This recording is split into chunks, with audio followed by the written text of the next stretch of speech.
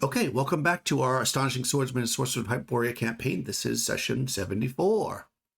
So last session, the party had working together with the former leader or chief of this tribe of we'll call them hardcore berserkers, got back into his reign to try to take out his rival who he needed to beat in one-on-one combat to prove himself the chief.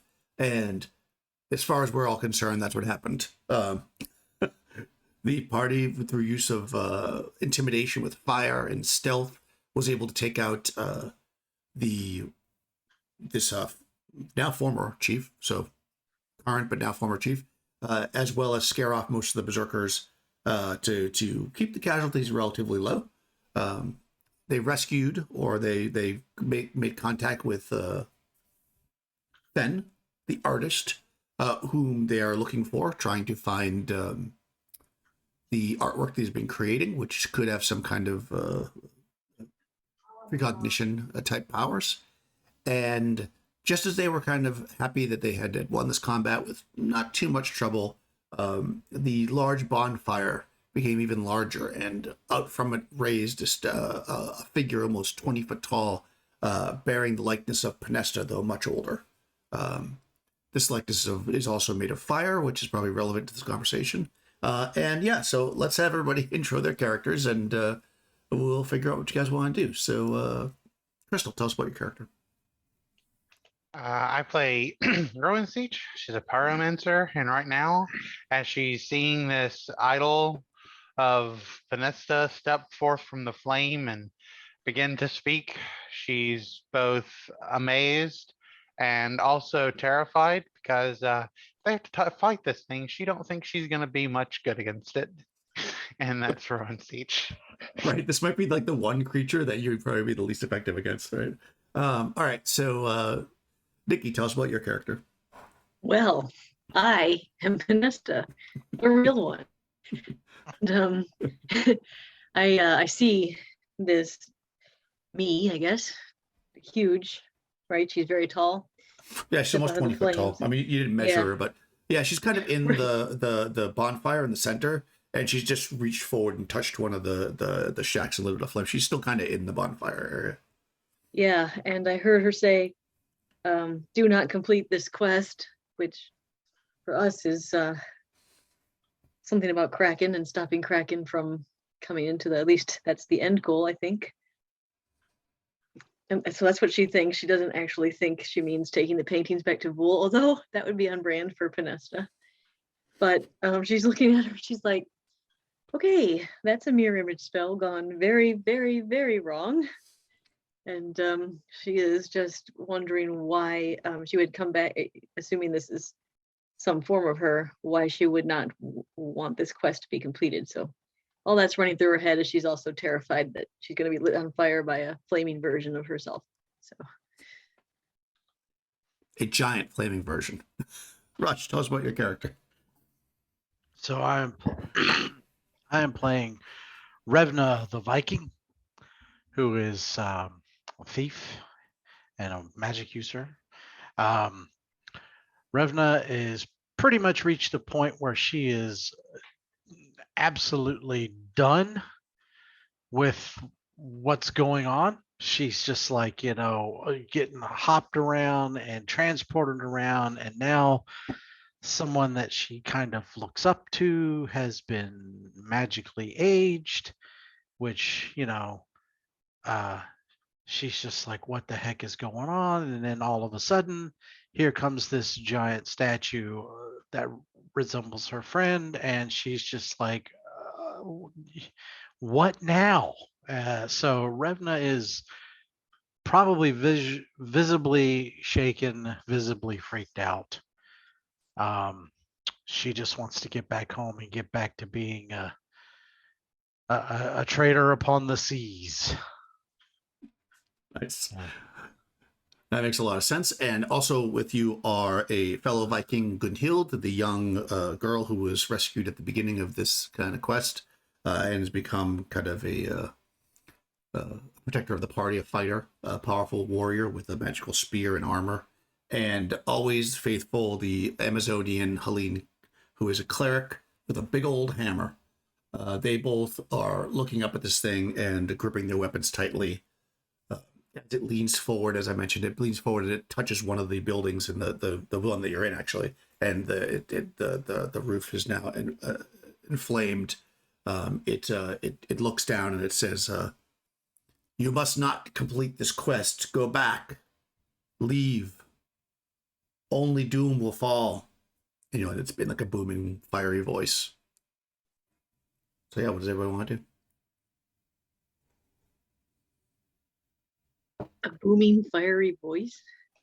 Booming, fiery voice. You can write that down. Would you like me to do the imitation of the booming fire? Oh, and Yes. also Dill, the singer. But what's he? He's a castrato. And Castrato. Castrato. He's one of the Castrato family. He's a mobster. And his brother Fen are inside the building that just got lit on fire. And you hear Dill. He hits a high note. Not really being so able-bodied as far as. No, actually, no. Dill's not there. Actually, I'm sorry. Rewind. Dill is not there. Dill's back with your mounts and stuff. But Fen is in there. He does not hit a high note. He just feels like he's inside a building that's on fire. So basically, you're all inside a building except for Ruin Siege that is now on fire. Actually, not all of you. Yeah, all of you, because Helene had run in there and nailed as well. So you're all standing in there, I guess. And the roof's on fire. So yeah, that's what we're looking at. A booming, fiery voice. It's looking down. It lights the one building on fire that you're in. Like the roof is on fire because remember the walls are like stone and then brick together with mud. So yeah, what's your move? The roof's on fire. And Rowan sees you standing right there next to it.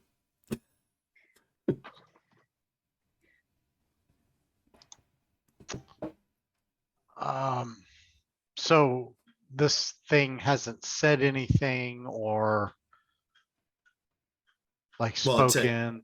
It said you must not complete this quest in Penesta's voice. In a booming, fiery Penesta type voice. Yeah. It's like, you must not complete the past quest. You know, it's fire. I don't know. At this point, Revna would just be looking at Penesta like, that kind of a thing. You know what? I'm gonna look at myself and I'm gonna say, why not? In my booming voice as a bard, my You bardic yell up at you. voice. Are you gonna yell up at the Yes, flaming I am. the flame Penesta? Okay. Yeah. It looks it's looking at you all. Flames are licking off into the sky, the darkness, of course, because this time of year there's only about 1 hour of light per day. So even though it's still the middle of the day, it's dark out except for the moon. Mhm. Yeah, it says, "Kill the boy. If you go to the mountains, you will die." The boy, Dill or Fen? Fen. That's what I thought, but you know. Yeah. Go to the mountains, you will die. Are you dead? Only if you go to the mountains.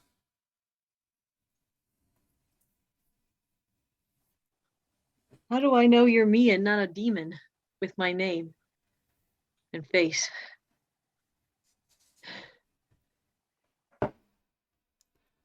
That's a chance you'll have to take, isn't it?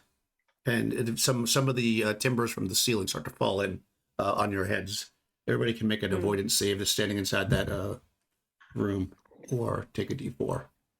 Avoidance. Oh, I have +3 on that. You're dodging. You said a D4 because I just rolled a 2. Yeah. You just take a d4 damage as some fire licks down onto you. Definitely a pass.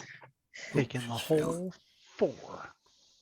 Oh, yeah. So a fiery timber falls upon Revna.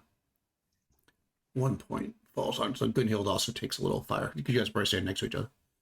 A bigger piece hits you. At that, Gunhild is going to yell, "We must leave the building!" And she's actually going to try to grab the boy and run outside, unless somebody stops her.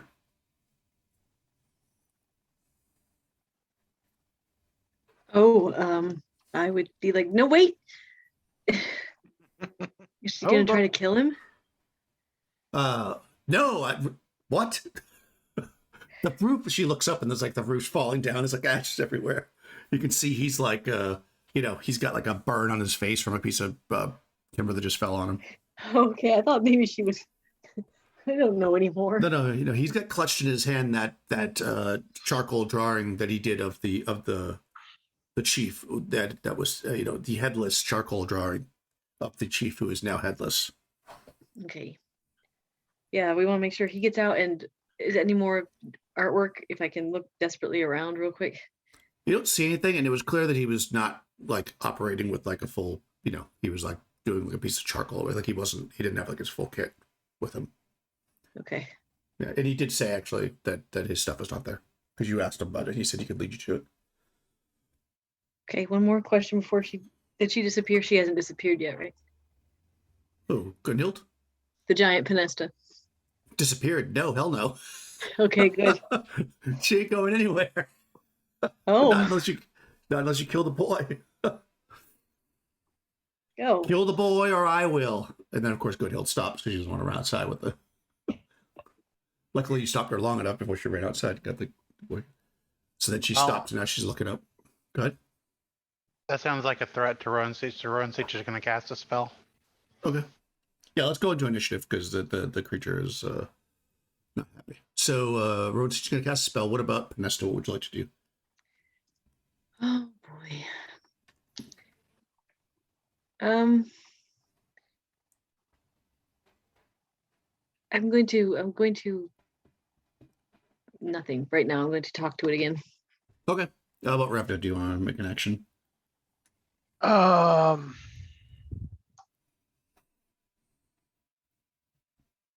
I'm gonna pull short bow. Okay. Yeah, you're inside, so you'll have to step out. Well, I know you can shoot from inside. I guess the roof's falling now, and you're actually near the door, so that's fine. Gunhild's going to run outside. She pushes the boy to Helene and says, "Watch him," and then she's going to charge with her spear. It gets bigger. Okay, so let's roll initiative. Crystal, go ahead and roll initiative for the group. Oh god, the creature got a 6. Okay. We get a 6. Oh, what's your dex? 10. Oh boy. Okay, it was going first. Okay, All right. so it's actually going to because all the stuff's happening simultaneously. It basically reaches in. It's going to hit a random person inside the place because you guys are all. It's not attacking Rowan Siege because you're outside. It's trying to attack the boy, but it can't see him because you're inside. So I'm just going to roll randomly. There's basically 1, 2. The boy is 3. Then there's 5 of you in there. So I'm going to roll a d6, and we're going to go starting with Penesta's 1, Revan is 2. Then the Helene, Gunhild, then the boy, and then 6 means it doesn't target anybody because it can't see. Ooh, Revna. You reach for your bow and a fiery fist strikes through the roof, possibly hitting you. Let me make an attack roll. What's your armor class? My armor class. Sorry. No. It probably doesn't matter because I just rolled a 17, which hits armor class -9. I'm pretty sure that's gonna hit me. Yeah. Ouch. Okay. Yeah, a fiery fist or hand reaches through and it grabs it like it's just like smashes down on hitting you directly, obviously with a pretty good roll. It's fire damage, so unless you've had any kind of a special resistance or whatever. Ooh, 28 points of damage. Jeez. For me? Yeah. Yes. That's not good at all. Right. Good thing you got healed last time, right? Didn't you get healed? It doesn't matter. I took 4 points of damage from the stuff falling, so now I'm at -3. Oh boy. Okay. Yeah. So you go down in a smoldering. So you guys see Revenant just get flattened, And there's Yikes. like fire, like it's like smoke coming off of her body. Okay, now it's your turn.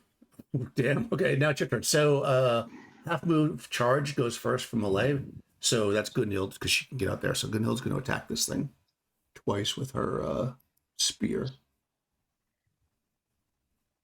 And she goes like this. She's not doing an actual charge. She's just moving forward.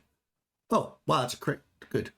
And the second one misses, but the first one's a crit. So let me roll a d6.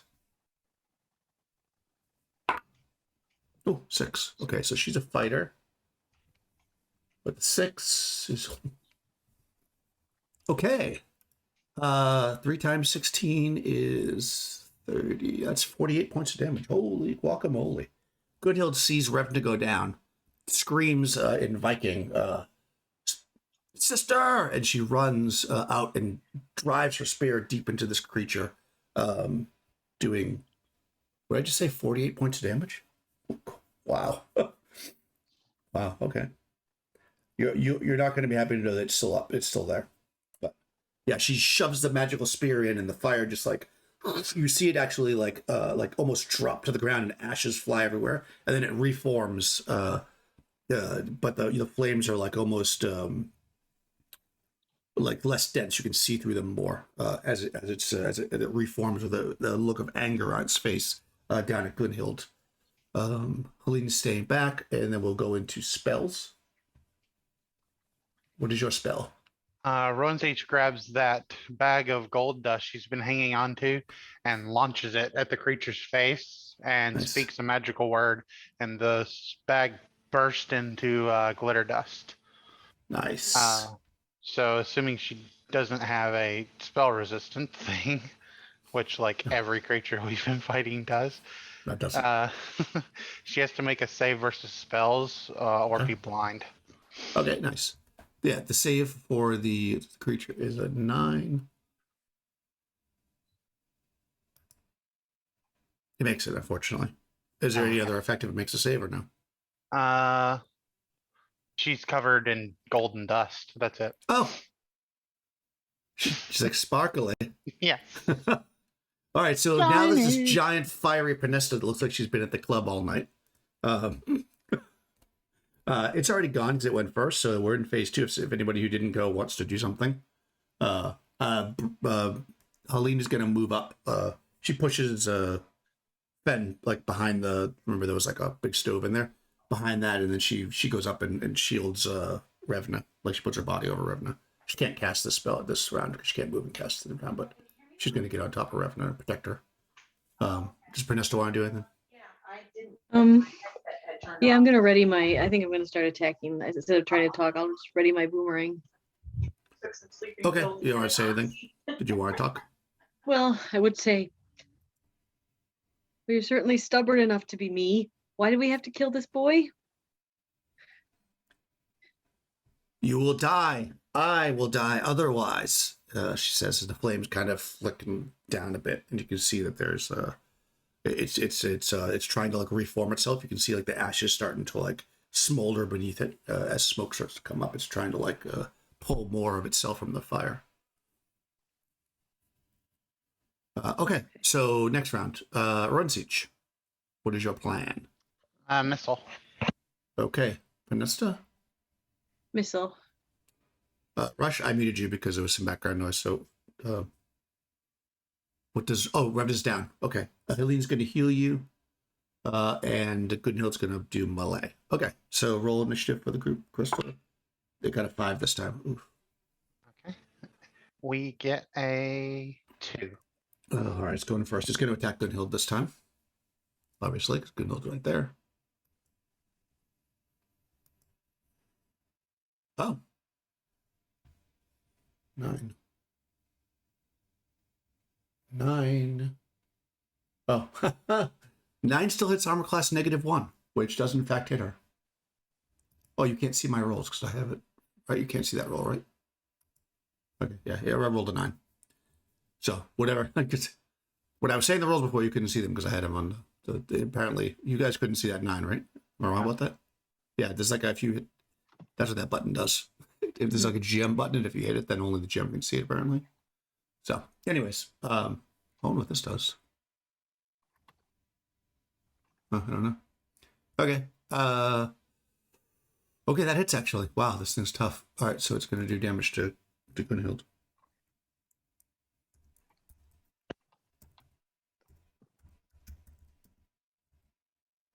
Well, I mean, she did a lot of damage to it, so. Ooh, 24 damage to Gunhild. As it reaches down and just slams Gunhild and she staggers back. Hurt, but not dead. 24, she has damage reduction for her armor. Oh no, she doesn't have damage reduction. Chain doesn't have damage reduction? Yeah, it does, right? Chainmail has one, I believe. One, yeah. I don't know why I wasn't on the list. Oh, here it is. I was looking at the wrong place. That's her armor class. I keep looking at 0. I'm like 0. Okay,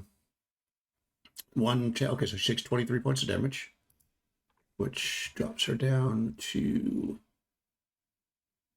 Drop her down to 18 points. Okay, so she's down to 18, so she's pretty hurt. That's very low for her. And she staggers backwards. Okay. That's all the creature does. She says one attack. Melee, she's going to now try to attack the creature.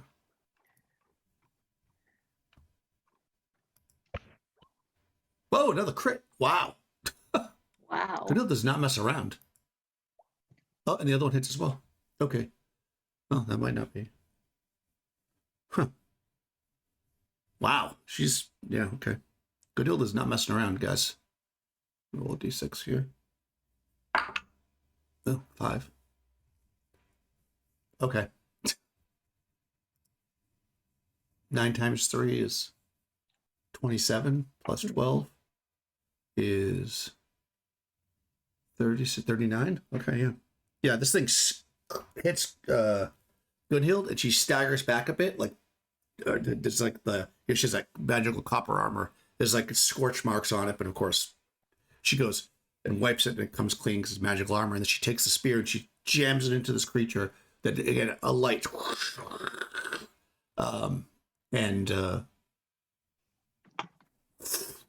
Falls to the ground. Dust goes everywhere. You're right out there, right? Crystal, make a an avoidance save.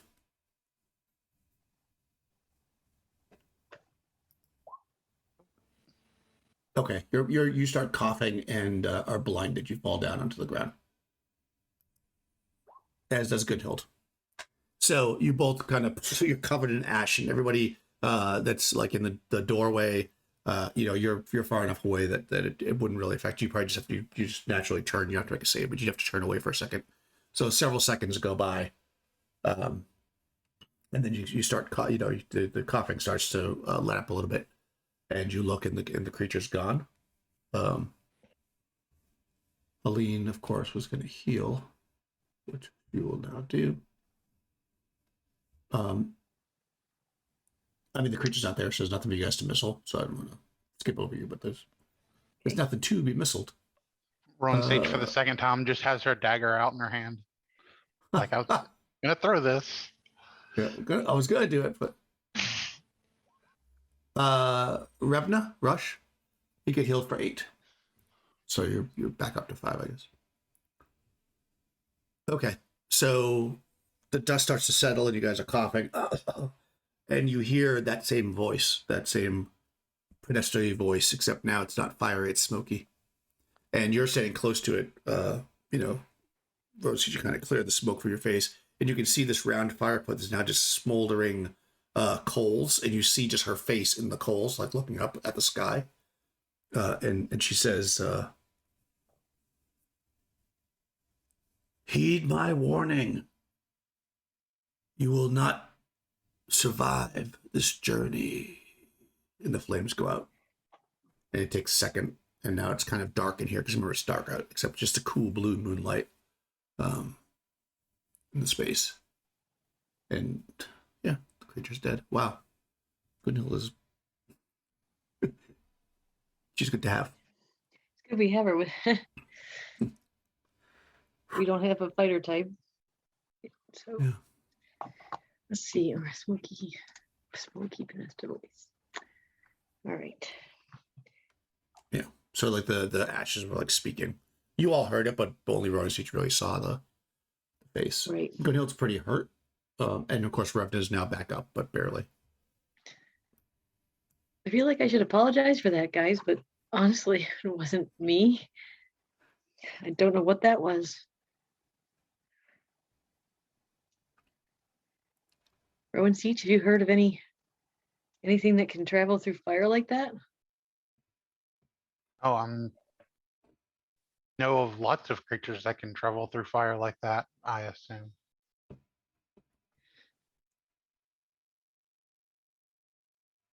However, I don't have any idea what this particularly was, do I?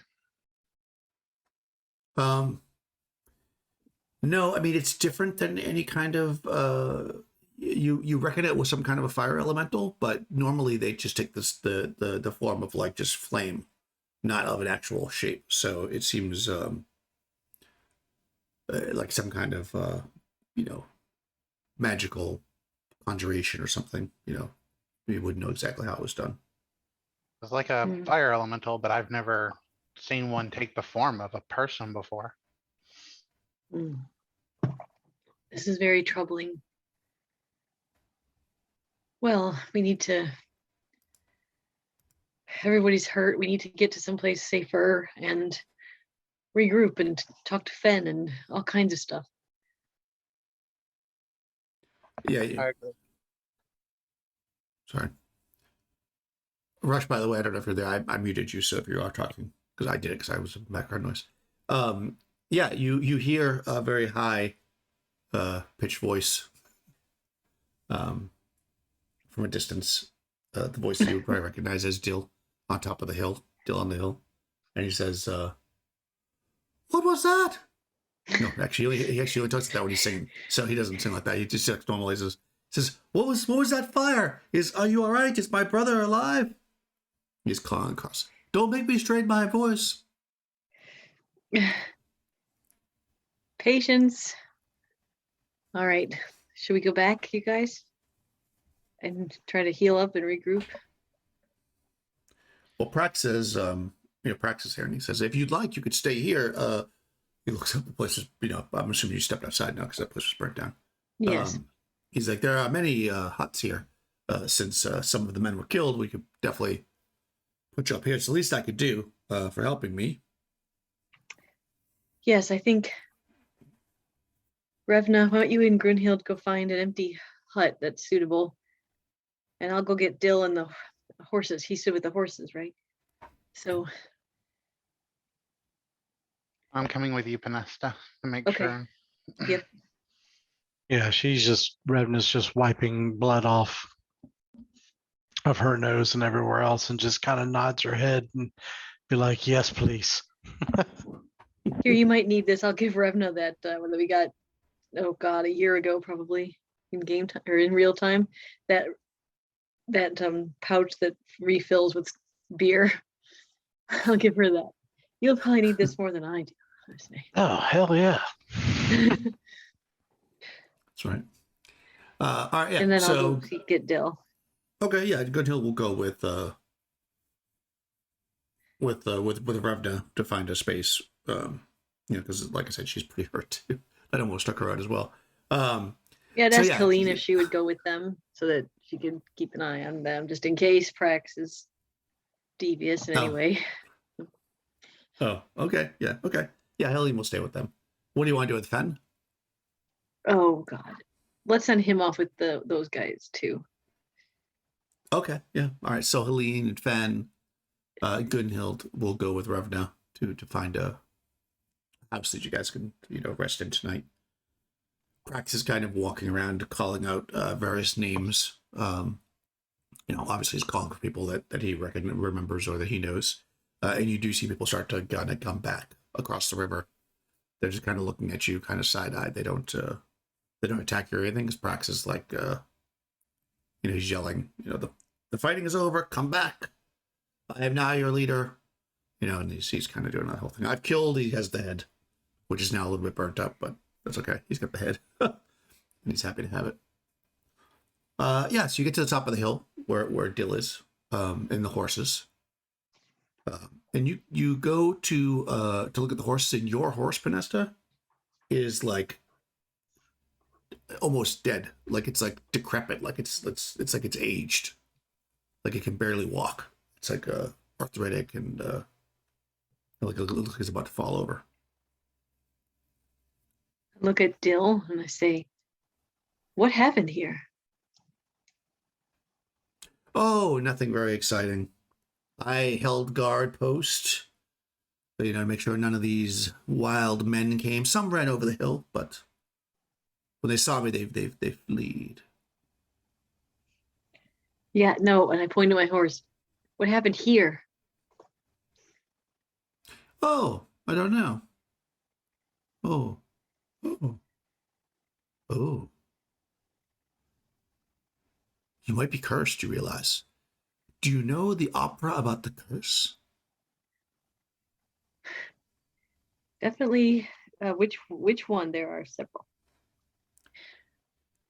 Oh, about the cursed horse. Don't think I know that one. Oh, well, it's very tragic. Well, I look over at Rowan Seach and I say, "I know I aged." Then I look over at Dill and I say, "Did you hear a weird screaming while you were out here?" I'm sorry, I was afraid. What do you mean? What do you mean? No, no, no, no. I meant, did you hear a high pitched shrieking that wasn't made by a human throat, not your lovely voice? Yes,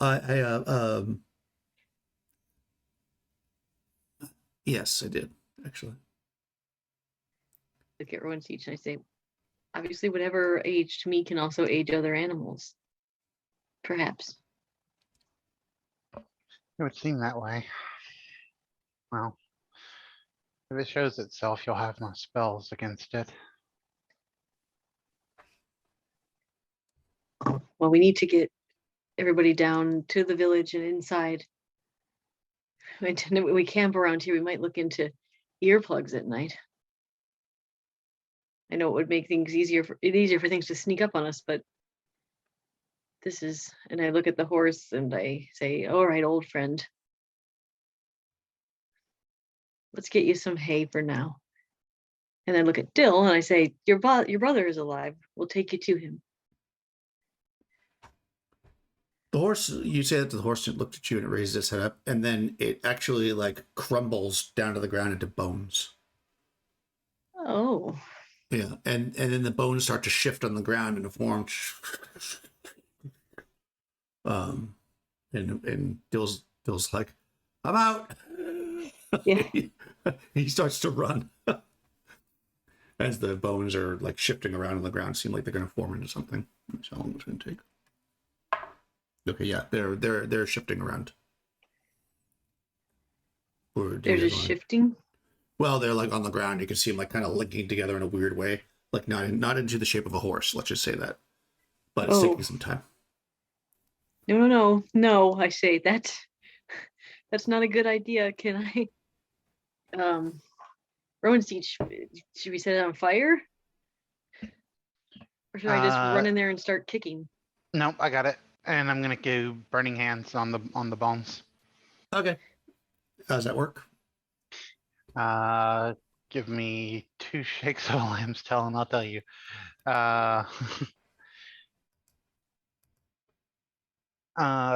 It's a 5-foot range, does 120-degree horizontal arc, and causes 2 HP per caster level with no saving throw allowed. Combustible materials such as cloth, paper, dry wood are likely ignited if exposed to burning hands. Nice. What level are you? 6, so 12 points of damage. Level 7. So 7, 14. so 14 points. Okay, cool. All right, yeah. You cast it down, and they ignite. You know, they're still like shifting a bit. Let me actually roll. Let me see how many hit points this thing is. That might be enough to kill it, though. Oh, no. Did 14 points? Okay, yeah, no. It seems like it's still forming together, but it is on fire though. So it's gonna. Okay, let me just do something. Roll 3d8 for me. Okay. Just because it's gonna take 3 more rounds for it to form, so it's gonna take a point. 6 Is that total. enough? Okay, yeah. All right, so you're leaving, right? You cast Burning Hands and you're taking off, or are you standing there waiting for it to die? Like, what's the plan? It doesn't die right away, basically. Die, for lack of a better word. It's still forming, essentially, but now it's on fire. Oh, good. We've put the bone. Now we have a flaming bone creature. All right. All right. Let's just. I'm gonna take my longsword. No. I'll take the longsword, and I will just go in there, and I'll just start trying to like scatter the bones as they're trying to form. If they're forming with like joints or ligaments or whatever, I'll try to cut it where it's at the joint. Okay, you can make an attack. Okay.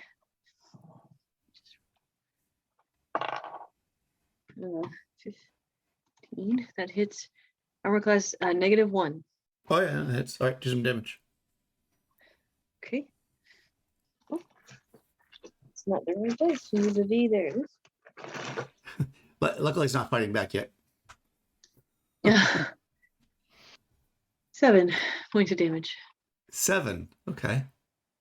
14. Not a ton, but- Okay, fair enough. Perfect. Okay, yeah. So you come in and they're on fire and you see they're still forming. You just come in and you just like hack away at some of the pieces, and then little by little the flame starts to die down. You notice they're not moving anymore, and there's bones there, but they're charred and barely there. And you think that whatever the magic was, you've stopped it. I look back at Rowan Siege and I say, "Good job." And now I suggest we get back down to the village before there's something haunting us. Me. Maybe I am cursed. Or maybe there's something trying to make it seem that way. Yes. And all Panesta can think of, is once she heard the banshee or whatever that was, the whale, but then all she can think of is when Callista told the demon her name. She's like, "Oh, is that better not to be this coming back to bite me?" And then she'll, Rowan Teach is probably like, "Who's Callista?" yeah. Yeah, I'm like, don't worry about it. She was wonderful and died terribly, and it was awful. I'm not really mad. I just hope that's not this, but I don't think so. She's just kind of muttering to herself as she leads the rest of the horses. And she's, of course, devastated that her horse is dead. So, not a good day. It was a borrowed horse, but still sad. Yes. All right, yeah. So you get back down to the camp. Everybody's there. He's assembled most of the people back and sent scouts out to pick up any other stragglers. They seem fine that he's the leader again. They light the fire in the center and they start rebuilding some of the structure that's over it, because that's all destroyed now, of course. But all their meat and stuff is ruined. So you'll be just eating dried from they pull out some stuff that was already smoked before, and serve a dinner. But if you're gonna stay here tonight, you can effectively rest unhindered and get back any hit point 3. Half your hit dice in healing. Anybody wants to do that? If you want to engage anybody in conversation, that's also fine. Helene was also hurt, but not much. Oh yeah, she's half of that, so she's healed back. How much did you say we got back? You could roll half of your hit dice. So the way I do it, I just roll the hit dice and divide it by 2. So if you have the character sheet, that's how I've been doing it. So if you just roll your hit dice and then just divide it by 2. So Yeah. that would be 22 for her, which doesn't quite bring her back up to full, but she's good. A whole bunch of damage, just like you did.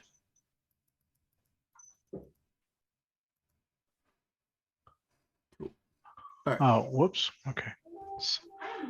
Yeah. 17 divided by 2 is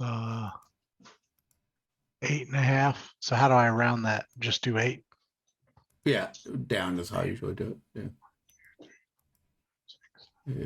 Okay. All right, I'm there just we go. doing restocking Helene's spells. Do you think that you are cursed, Pernesta? Do you tell Helene that you think you're cursed, I should say? Do I tell who? Helene? Helene? Yeah, oh, I'm gonna start talking about all this as soon as we get back.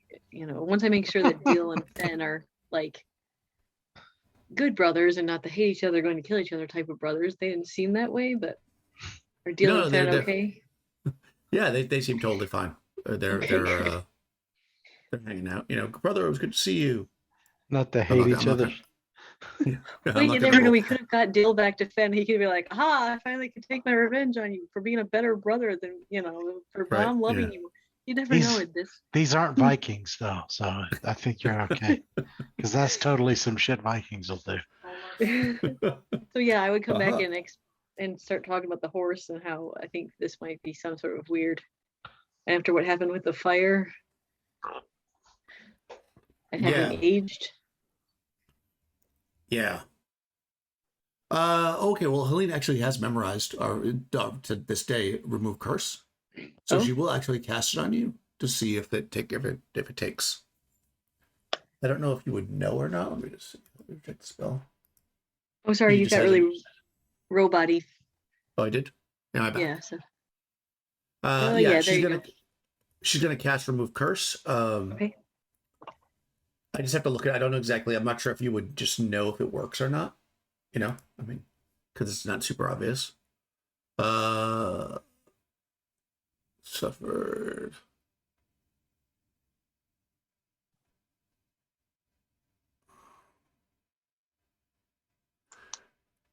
I mean, you wouldn't necessarily know if it worked or not unless you just don't. I mean, she cast it. I mean, the spell happened, but whether or not you were actually cursed, it doesn't like tell you that it's cursed, basically. If that makes sense, because you might not actually have a curse on you. She doesn't have detect curse. She just has remove curse. So it's kind of Okay. like we're just gonna give it to you just in case.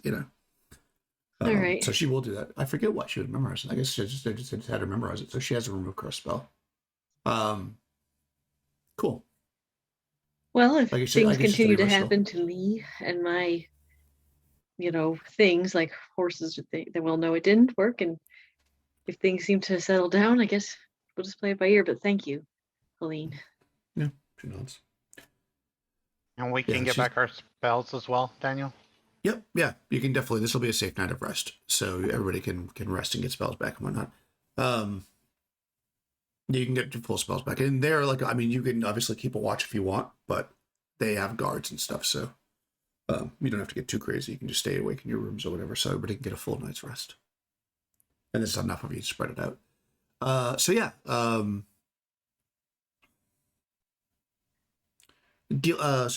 Fen tells you because you asked him. Then all of a sudden the giant pedestal of fire came up. That he has effectively a little place he's been staying. It's in a cave. It's about from here. He reckons it's about maybe a half a day journey. He doesn't really fully know, how long because he was knocked out when they dragged him here. But based on where between what Dill tells him and where the river is and everything, it's about a half day's journey up the river. To where he has. It's effectively a cave that he found. Seems like it was some kind of temple, an old temple, probably of some long forgotten god or something. And he's taken it over and turned it into like a studio. And yeah, he's happy to show you the art. That's why he produces it. Yeah. And yeah, I mean, if nobody else has anything else for the village, they'll definitely, like I say, they'll guard you. And if you want to leave in the morning, Prax is not leaving, obviously. He's happy that you helped him. And he tells you that actually he gives you a fetish, and he says, whenever you're traveling in these parts, keep this with you. Showing it to any of those who follow me will make sure that they do not harm you.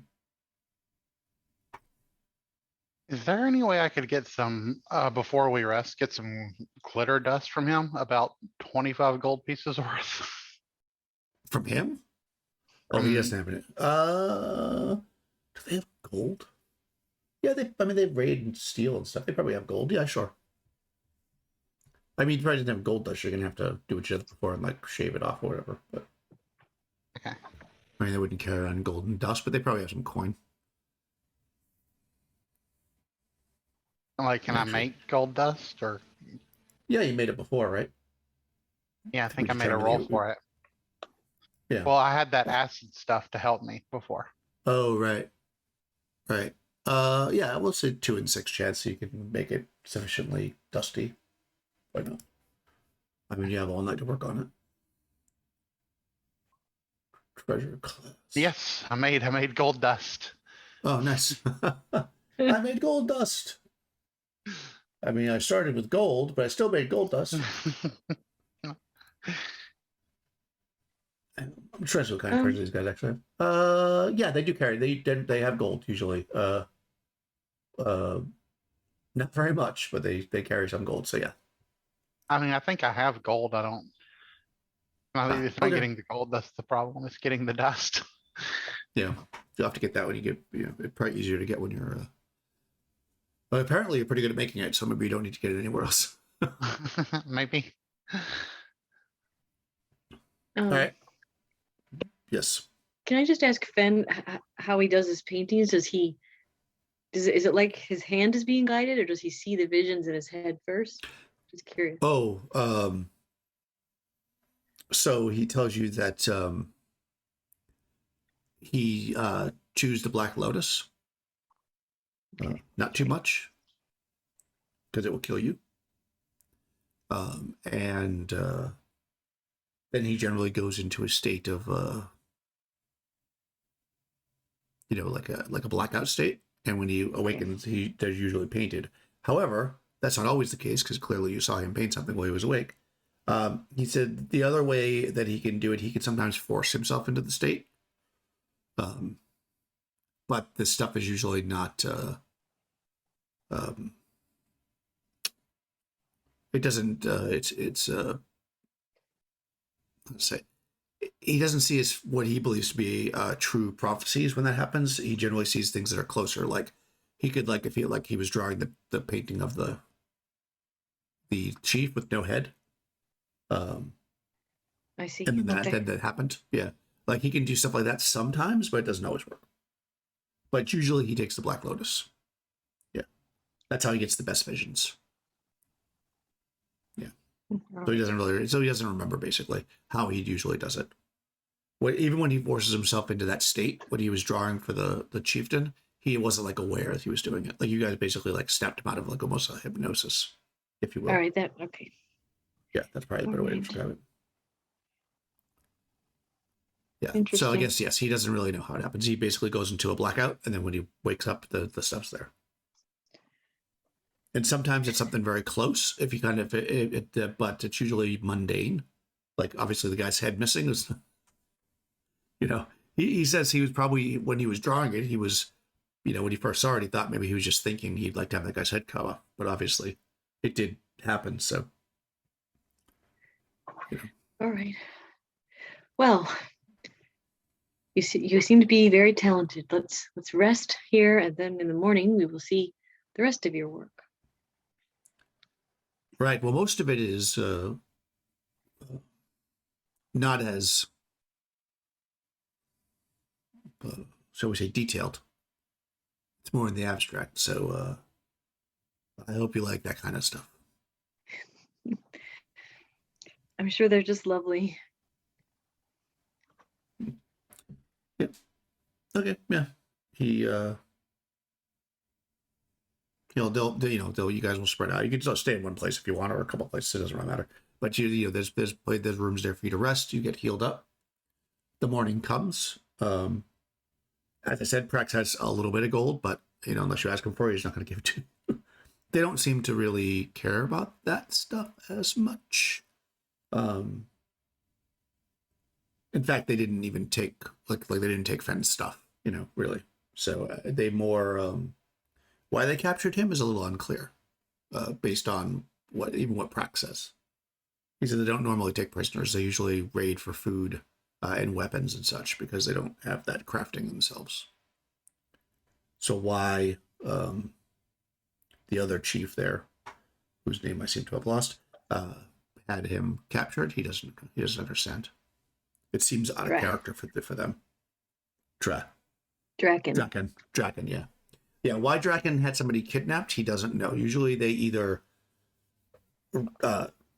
just kill people, basically, and take like their food and weapons and stuff, or they knock them out and leave them. You know, they don't usually capture people because they don't do ransoms or anything like that. You know, because they don't care about money as much.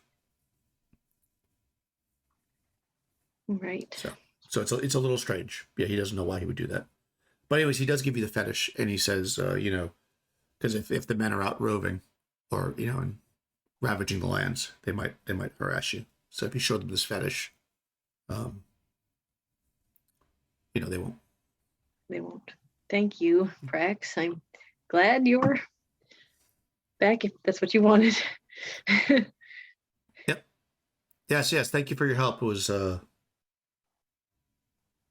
It was very opportune that you happened to come across just as we needed each other. Perhaps the fates have fallen in line for us. Perhaps. But now we need rest. So.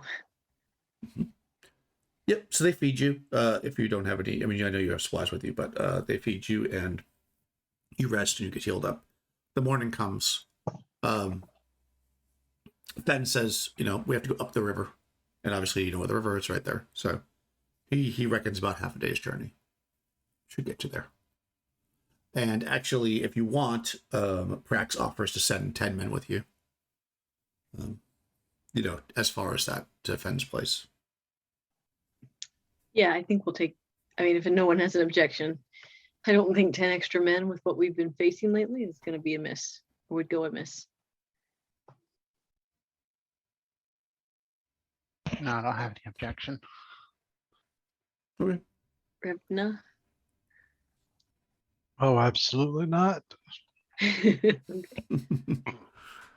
Yeah, so they walk. Obviously, they don't have horses, but so they slow you down a little bit. But you're not going super fast anyways because you're going along a riverbed at kind of open, kind of hilly grasslands.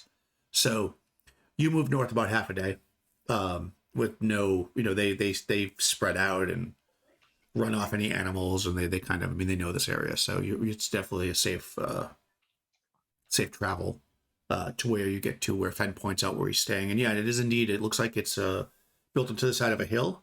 But you can see that while there was probably some kind of like fortification, like a door here at one point, it looks like it's crumbled with age. So it's just kind of like what is effectively a cave. And he says, when you go inside, though, it's actually cut stone and whatnot. And when you get there, the Prax's men turn around and leave and go back. So yeah, so Fenn will bring you inside. And, you know, you go in there and he's got a small fire pit near the entrance, of course, so it doesn't get too smoky in there. And he's got a couple of like lanterns that he has hanging around. He finds one and kind of lights one up because, of course, it's dark, as always, in Hyperborea. And when you kind of shows it around, you can see this is a very large entryway. Probably if it was some kind of a temple, this is probably where people gathered to worship or whatever. You can actually see at the other end of it, like about 80 feet in, there is like a raised dais with a large table that's covered with parchments and canvases and stuff. And you see all around the walls, he has hanging and leaning various sketches, paintings, and various things. Most of them look very incomplete. Some of them are just as simple as like one or two lines that don't look like anything to you. And some are like much more detailed. Some are actually portraits of people that you don't immediately recognize. Several of them are clearly Hyperboreans, though, including two that are Hyperborean women that really stand out. They're very, very finely dressed in what would be considered, like, for sure, like ancient type Hyperborean dress.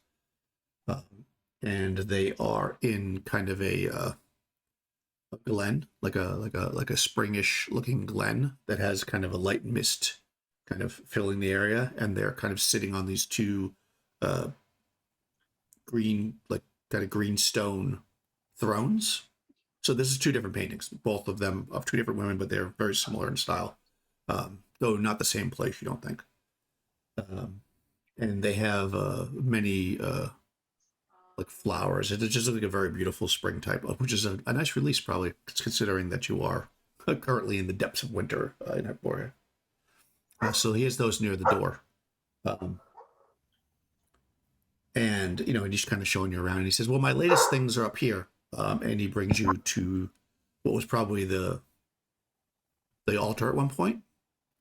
And he shows down the light on a painting that is seems to be to show it's like an overhead view, which is kind of weird. I mean, you've flown, right?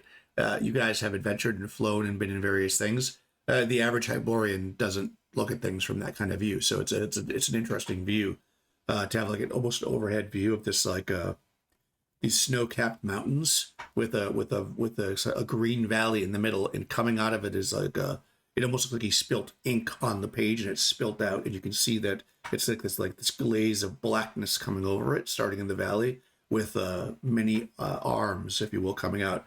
And as you kind of knowing what you know and what you've been thinking, you can see that this clearly has the rough outline of like an octopus, the tentacles coming out.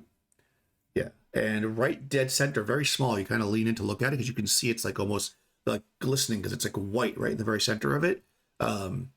You see, well, it's not the center. At the lower part of the painting, there's like a very bright, like white, almost silvery spot, like he's silver stained it to make it white.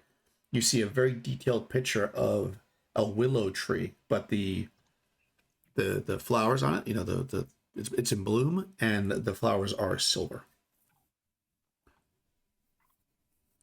Yeah, and he says, yeah, the willow tree, it comes back to me. I do remember that. I wake up and I often think of this tree. And then he shows you other paintings that he's done of this same willow tree, and from various angles. Most of them you can see the whole tree. It looks like it's at the top of. It looks like it's in a place where it shouldn't be growing. Effectively, it's at the top of like a craggy mountaintop with snow all around it, and then just around the base of the tree where like the willow branches hang, there's no snow. There's actually like perfectly green grass, and then the willow tree is hanging with these silver, silver leaves and flowers. And he shows you several paintings like that. While they're looking at the paintings of the Kraken and everything and those willow trees, Rowan6 wants to look around the room and see if there's any paintings of like the group or Pinesta or anything like that, like anything that has to do with their fortune. Oh, okay. Roll a d6.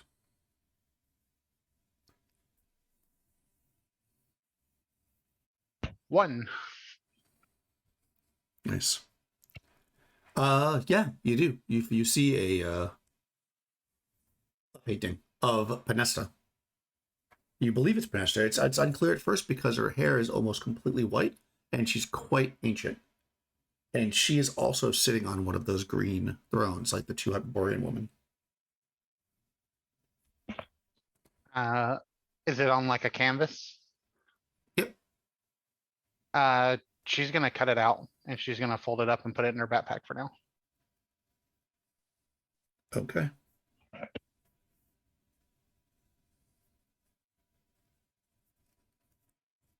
Cool. All right, yeah, you do that. So you cut out. I mean, they're all looking at the painting, so they're not paying attention to you. Gunhild is kind of by the door guarding. Helene's interested, so she's with the group. What does anybody else want to do? I would say to Fen, these are beautiful. We need a few of these. We might need all of them, but your Vol is very interested in seeing them. Especially, and I'll look at the Kraken one, that one. Yes, yes. I know. You know? Yes, he You know, sent his familiar. Oh. He did. Yes, about a week ago, to say that he would like to see the paintings and that he would come. But apparently he didn't come. He sent you. Well, I owe him a favor. Plus, we are interested in this as well.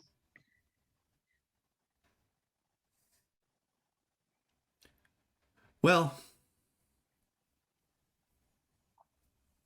if it is held in the stars that I must go back to see Vol, then I shall. I know it's not a pleasant thought or proposition going back to see Bull, but I think it's important. I think your paintings prove it's important. Hopefully he's going to work against the Kraken and not, with it. But we at least didn't need to know what he knows. He nods, says, yes. And he kind of, he says, we all must meet our end eventually. And he lifts up another painting, and you see it's of him. And his throat is slit, and he's in the streets of Khromarium. It's pretty clear where he is. Oh. I look at Rowan Sishin Revna.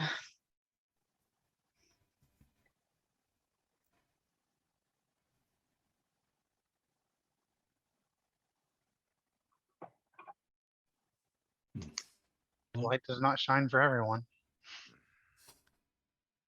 Hey.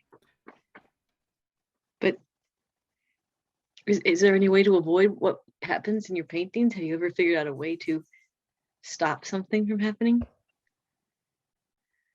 I don't know. The first time I've ever seen anything so dramatic happen was yesterday. I mean, I've drawn other things and seen them happen, but I always thought they were just me wishing or hoping. But the man's head cut off. That seems too true. Mm. Premonitions are not supposed to be literal. That's what they told me. Who told you that? The mages, the witch council. When we sat and danced naked under the stars. Come on, and Yong's not here, and Ali's not here. When I became a man. Sorry. When I became No, a man. no, it's Yeah. If there's anybody who'd know about a witch council, it's, well, we'll do our best to avoid this. Maybe it's, figurative, not literally. Your throat slit on the streets of Khromarium. We'll see what we can do. It's possible we can, I don't know.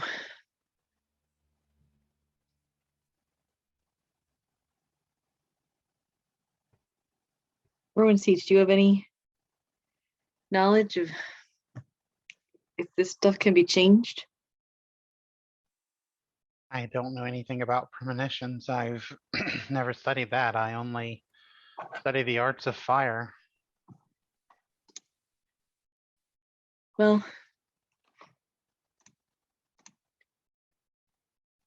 we can only do what we one thing at a time. Let's get back to Khromarium without death or future aging or weird, hairy bone monsters. How are you feeling, Revna and Grinhild, after our trek up here? Goodhild looks and she says, I'm strong. Okay. I'm I'm a l-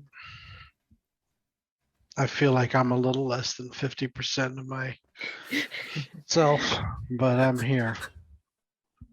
Okay. Oh, right. All right. Well, I guess probably should do that first thing in the morning. But Helene will go to you and say, well, you're going to need all your strength if we're going to travel through the wilderness. So let me cast some spells upon you. And she'll cast, boom, there you go, 19 points. Jeez, that's for me? Yep. Boy.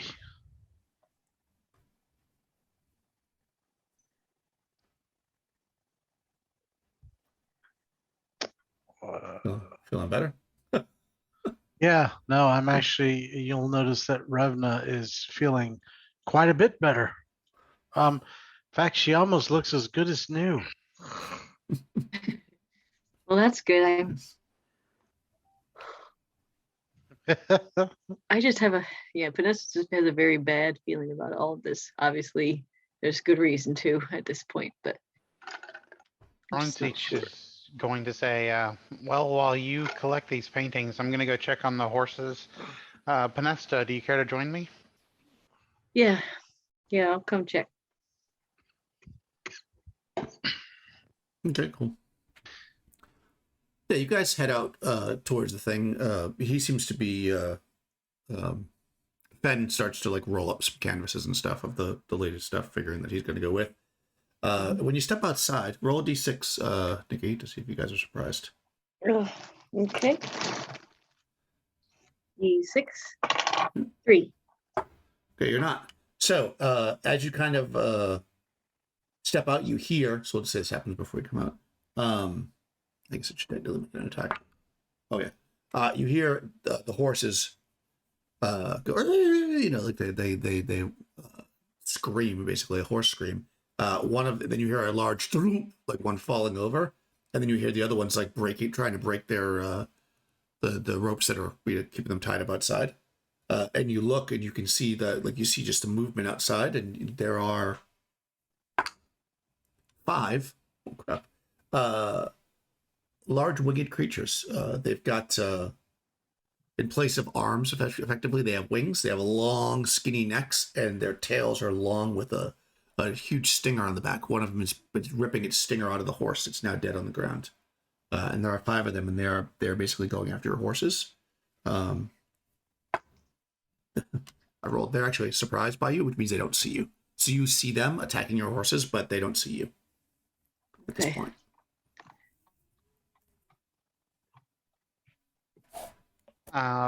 If we surprise them, I'm gonna do a spell. Okay. Do you want to do anything, Preston? Yeah, spell. Okay. Go ahead, Runsich. I'm gonna do. Let me make sure I know how it works right quick. But I'm doing fire web. Cool.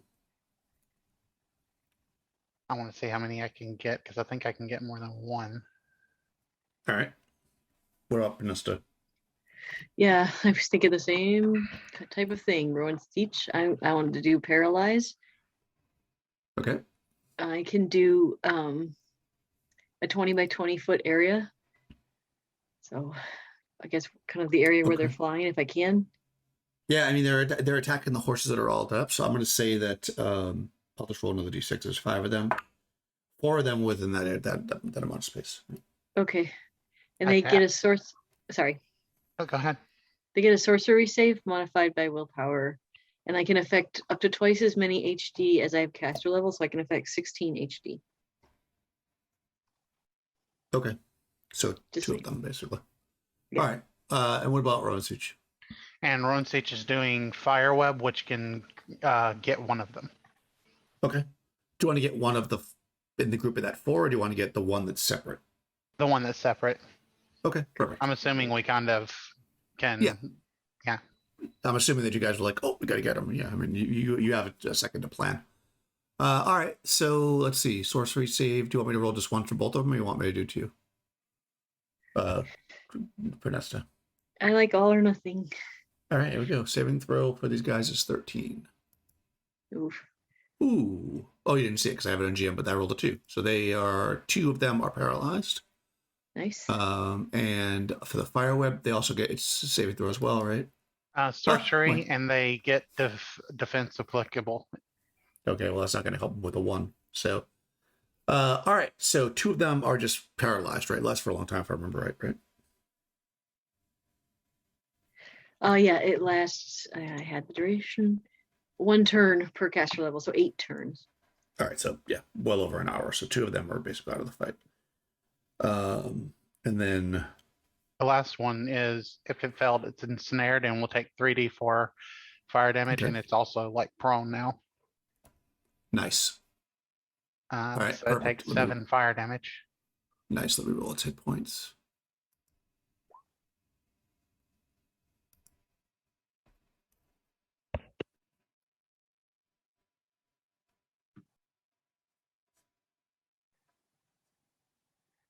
Okay. And it's ensnared for how long? Or does it try to break out, or is this a fixed amount of time? 3 rounds. Okay. And like next round, it'll take 2d4 damage, and the round after that, 1d4. Okay, but it's effectively Also, prone between any Caesar hit. clothing or gear that can be destroyed by fire is destroyed. Okay, well, it's not wearing any gear. So it's a dragon, basically. It's a wyvern. So, if my description wasn't very good, it doesn't have any gear. They're just basically monsters. I was thinking it was okay. a gargoyle. Oh no, it's much bigger than that. So, all right, cool. Yeah, you do this. I mean, obviously, it knows that you're there now. Obviously, the rest of the party all heard the screaming and stuff. So, if Revna wants to react, Gunhild obviously is going to run forward because that's what she does. As well, Helene does. So, let's going into round 2, which we will have to roll initiative. What does Rowan each want to do? I'm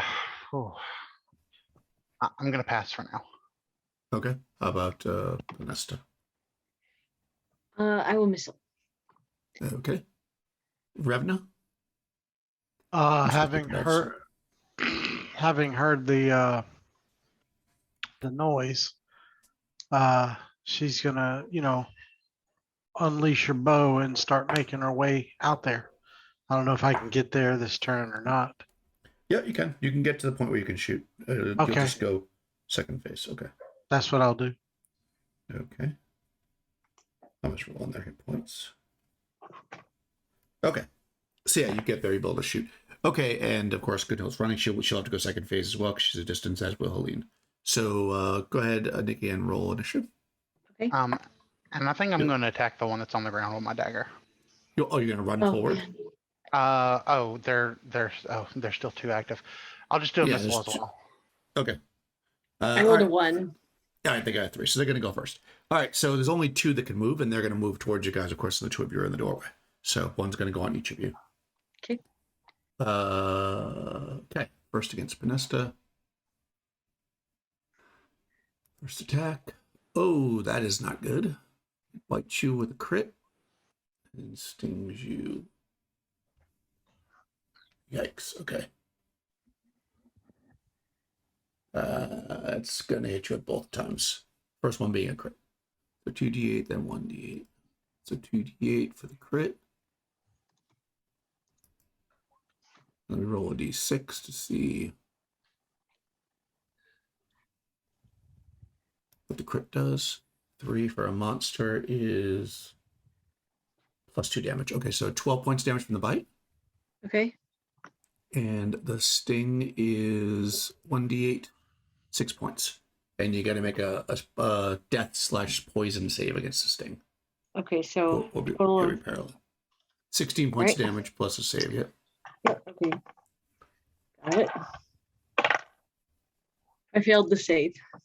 Ouch. Okay. Yeah, you are paralyzed. Okay, You okay? got it. Okay.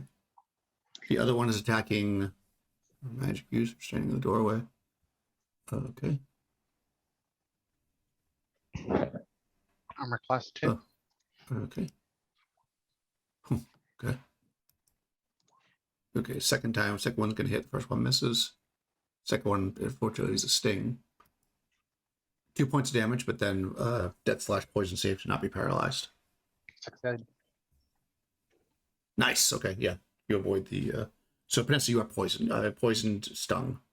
Okay. And you are paralyzed, and if you're not unparalyzed, then that's not gonna be good for you. But fortunately for you, you have a cleric that literally has been holding on to remove paralysis for like the whole time I've been running her.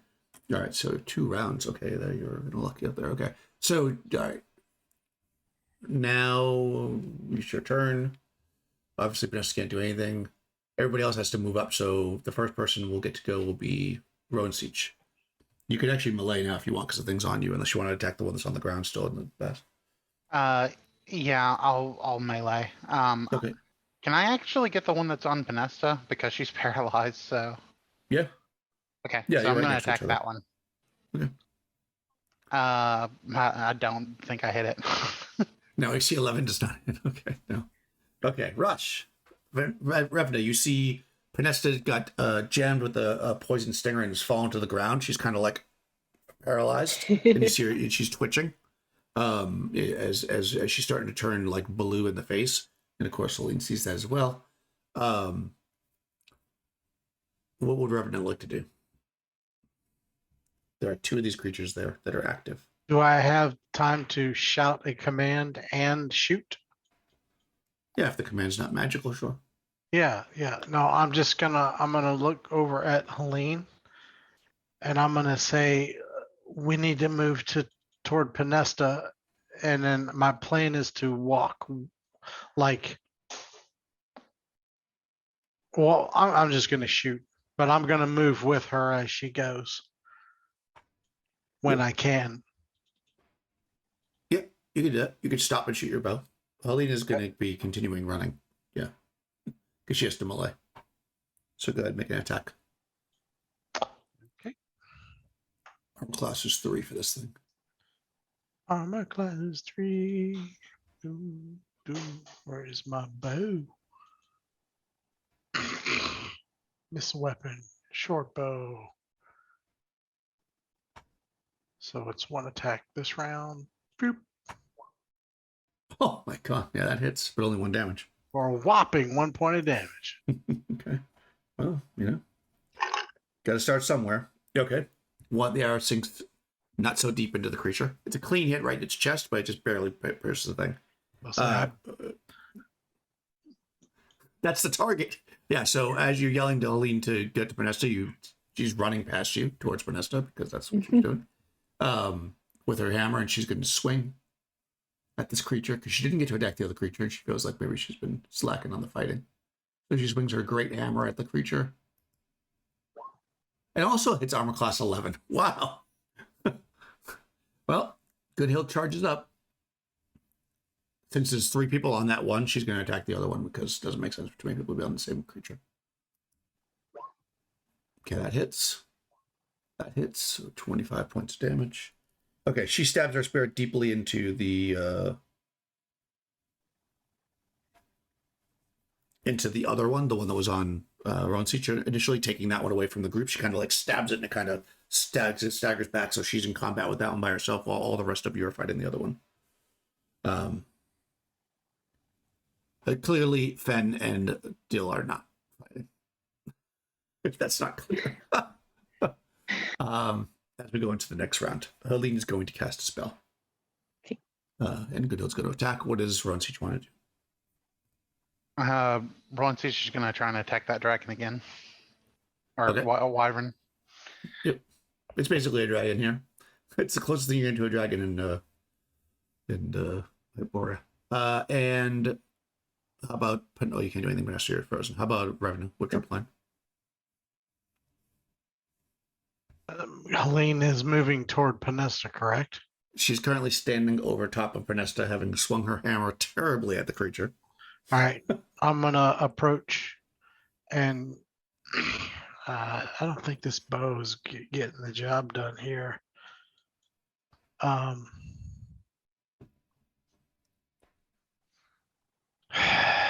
I'm gonna approach. I want to put my bow away, approach with, and pull my 2 daggers, which I know will make me go second phase. I think Yeah, if you want to put the bow away, you'll definitely have to do that. Yeah. that's fine. That's what I'm gonna do. Okay, that's fine. Rowan Siege. Sorry, I didn't do damage for the second round of the creature that's fire webbed. You can give me that. Oh, yeah. So it'll do 2d4. So 6 points. No, I Okay. did 3d4. Sorry. That's 5 points. 5 points. Okay, it's still up. Well, it's down, but it's up in the sense it's not dead. But it's still out of combat for one more round. Okay, Nikki, roll initiative for your side. She got 2 for the creature. 5. Okay, cool. That works out well. All right, Malay. Up front. Oh, hold on. What are you doing, Rowan Siege? Did I ask you what you're doing? I'm doing melee on the wyvern. Okay, perfect. Okay, that's what I thought. I want to make sure. So Malay goes first. Go ahead and attack. Rowan Siege. Okay. So she swings her dagger. Oh, she actually there you hits. Nice. Well done. All right, that's on the one with 2 points Vanessa. of damage. This is the tough one, too. It's the biggest one. So it takes a little damage. 2 points. Okay. Yeah. 2 points. Okay. So I lost my mouse. Where is my mouse? Your internet connection is unstable. Oh, am I getting weird? Yeah, Yeah. your voice roboted up a little bit. Yeah, we're having like a weird. It's probably because we got a bunch of snow and it's probably windy right now. So hopefully we don't get knocked out. Okay, so Gunhild is going to continue to attack the one she's attacking. She's going to lay into it with her spear twice. Okay. Okay, she kills it. Yeah, all right. She took that one out. Helene is casting a spell, but missile. You're not doing a missile. You're moving. So she's going to do Cure Paralysis, which will allow you to move again, Panesta, and stop the poison. Okay. Thankfully. Thankfully, yes. That would have been the end of a Panesta. Okay, let me check that spell off because you only had it once, so don't get hit again, guys.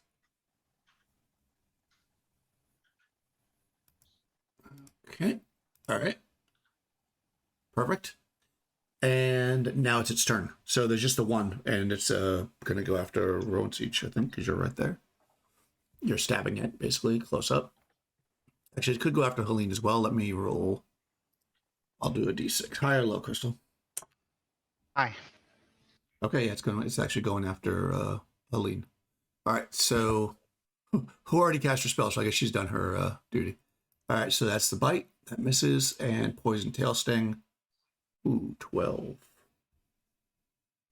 12 hits an armor class of 1, which I think actually hits her. She gives some of the worst armor class in the whole group because she doesn't have magic armor. Yeah, that hits her actually. So she's gonna make a save. Oh no, that's gonna be sad. Oh, okay.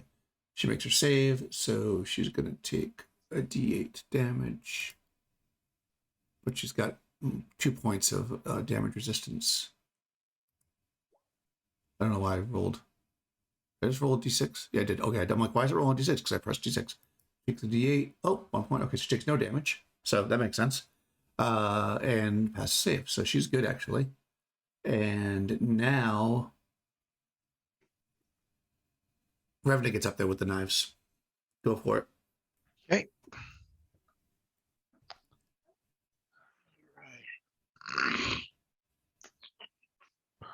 Assassin's dagger.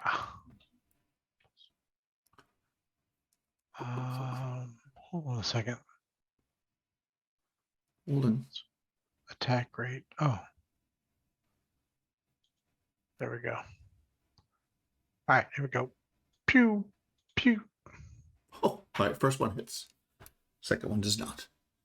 Yeah, Okay. you stab into this thing deeply, and then it kind of like moves to the side, and your second stab just bounces off its hide. Okay. This is the strong one, so it's still up and fighting. And now we're going into the third round, so give me that damage for the last round of the fire net being on this creature outside. 2 points. 2, okay.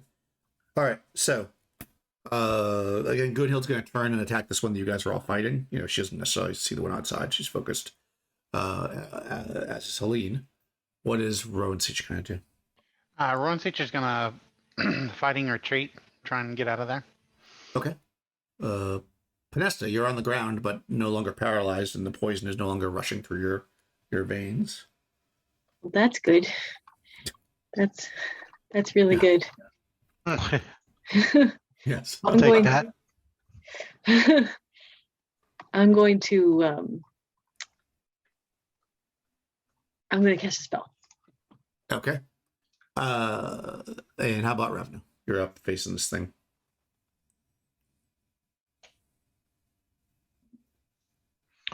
I'm gonna attack again. Okay. Yeah, you guys. I mean, it's large, so everybody's just hacking at this thing. They don't see the one outside. Well, the other one outside. This is the last round. It's still paralyzed. It won't get to actually, not paralyzed, but held by the net. It won't get to act until next round. So hopefully you guys have a good round. Nikki, roll initiative for the Okay. group. They got a 4. 6. Oh, okay, good. All right. So first thing that happens is melee. So Rowan, since you're backing up, Panessa's casting a spell. So Revna, go ahead. Okay. Maketh your stabs. I step at thee. Oh, that's why I did that. Okay. Hold on. I gotta fix my attack mod because I'm taking a negative for using 2 weapons. All right, here we go. Yeah. Yeah. Ooh. Oh, okay. Yep. Missed the first one. Hit with the second. Hit with the second one. Yep. Very good. Yeah, you stab into it once again. You swing, it dodges, and then it moves into your other one. It's you jam it under the wing in a soft spot. Helene is now going to swing her hammer as she gets up after casting the spell and she was bent over casting the spell, and the stinger slammed against her plate mail. She gets up pissed off and swings the hammer for 6 points of damage. And Gunhild spins around, hopefully able to hit this thing before it gets its vicious tail. Oh. Yep, all that hits. 25 damage. Okay, it's still up, but it's barely up. Actually, roll morale for it, actually. As this round ends. The other one that's outside is getting out of the fire net, but now I'm going to make a morale check for the creatures because you've killed one seriously injured, and 2 are paralyzed, not moving. So I'm going to roll 2d6. Oh no, they're staying. Okay, nope. It's even more pissed off now, and you hear the one outside go, as it turns to join the melee. But Vanessa's spell hasn't gone off. What was your spell? Well, I was going to cast invisibility because I don't want to Okay, get you stung are. again. You are invisible. Okay, next round. Okay. What does everybody want to do? Rowan Seach, you backed up. What is your Spell. plan? Spell. Okay, Pinesta, you're invisible, and I guess you're moving. Yeah. I'm guessing that's what you're gonna do. You're getting the hell out of there. Okay, fine. Revna, what's your plan? I'm gonna attack again. Okay. Gunhild, seeing the one outside, is going to actually leave this one to you guys because it's hurt. She's going to charge that one, and Helene's going to attack the one that Revna's with. So, Nikki, roll initiative. Okay. Ooh, 5 this time. Yeah, 4. Ooh, okay. All right, Revna. Let's see. High or low? Let's see if it goes after. Well, actually, there's 3 of you, so I'll just do it this way. 1 or 2 is going to be Revna. 3, 4 is Helene. 5, 6 is Gunhild. All right, it's going after Helene again. Wow, this thing is not like Helene. Okay.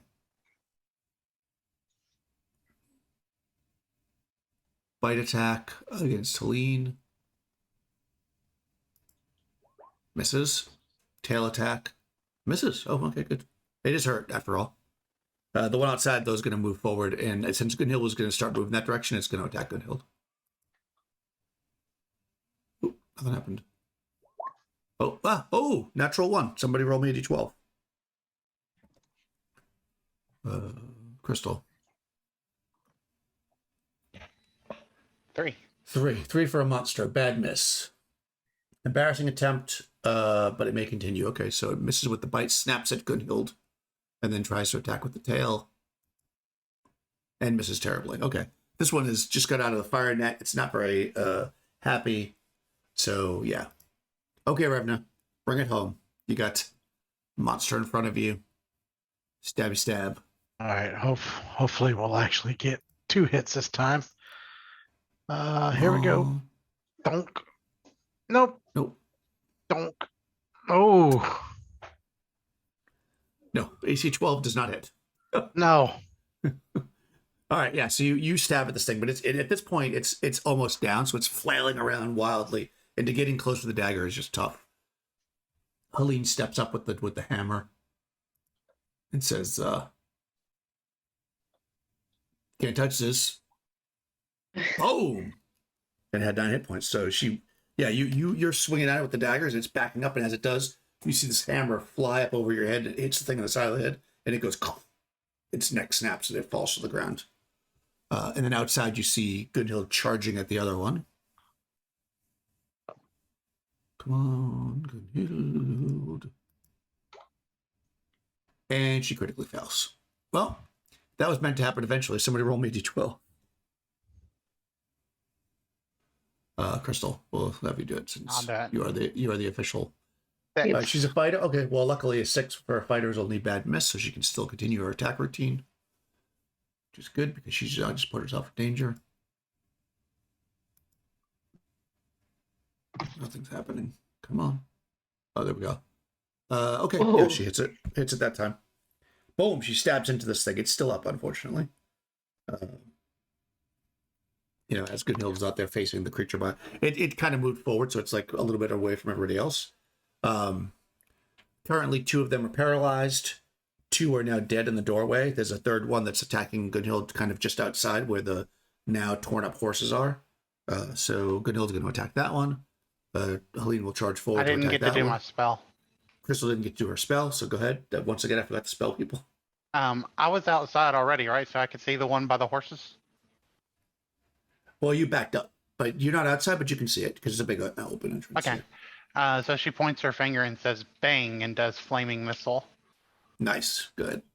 And 11 points of damage to it. Oh, nice. Wow. Okay. Yeah. You hit it with this flaming missile and it staggers back.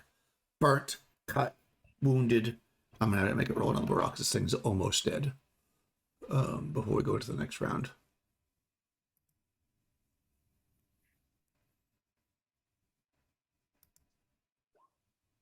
No, it's staying. Okay.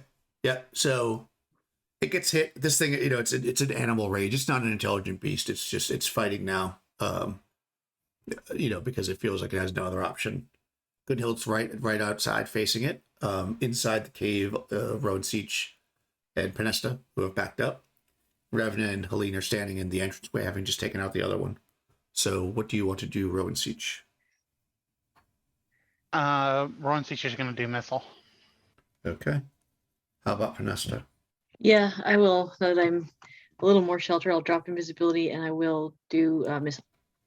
Okay. How about Revna?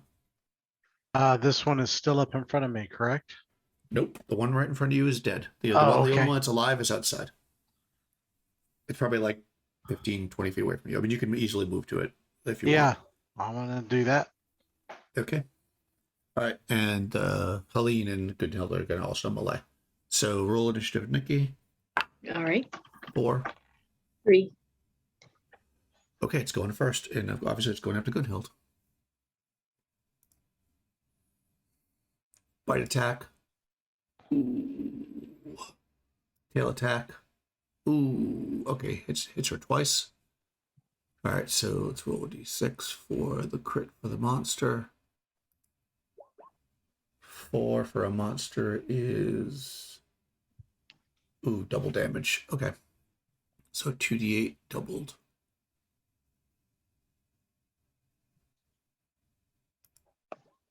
Ooh, sure. Wow, 26 points of damage. Okay, and then 1d8 for the... I think she will, so it's 25 points of damage because she has armor damage reduction. And 5. So 25, so 30 points of damage. Holy cow. No, and she has to make her save too. Let me just take the damage first. Oh, wow. Okay, Gunhild is barely up at this point. About the second time she's been almost down in single digits in 2 days. All right, here we go. This is gonna make all the difference in the world. Oh no. She gets bit terribly and then stabbed with the tail, and she staggers back. You see her fall to the ground, her face turning blue, not able to breathe, as the poison rushes through her veins and she falls to the ground. The mighty spear collapses back down into the short staff that it was before. Yeah. Ouch. Missile, Rowan Siege. Rowan Siege is throwing her dagger at it. Go for it. Oh, I actually hit it. That's a nice hit, actually. Yeah, it stabs into it. Doesn't kill it, but although it is very hurt. Also, missile is Prenesta. Yep. Yep, that hits armor class. Well, sorry, it's being silly. Okay, there we go. -3. Yep. That hits. 5 points. Not much, but it's the boomerang, so. That is exactly how many hit points it has left. Go ahead and narrate the death of the last wyvern as it stands over Goodhild's failing body. Oh, well, I will throw the boomerang at it, and it just clunks it right in the head on its thick skull. And as his brain sloshes around inside the cranium, it falls down dead. Poor Grunhild. Yeah. Yeah, you can see Grunhild is laying there on the ground. Her eyes are kind of staring out at the sky. She's trying to speak, but her lips are kind of turning like blue as Helene runs up, but with having no more magic or anything that can help, I don't think. No, I'm checking. No, she got nothing. Unless you have something. Oh. Didn't you have some poison antidotes at one point? Are those all gone? I don't recall. It was a long time ago. No, I think we actually used though. There was something we Yeah. fought where we used them. Yeah.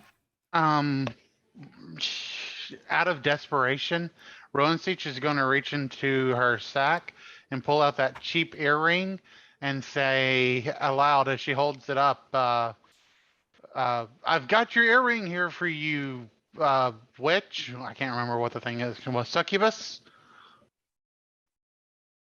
Oh.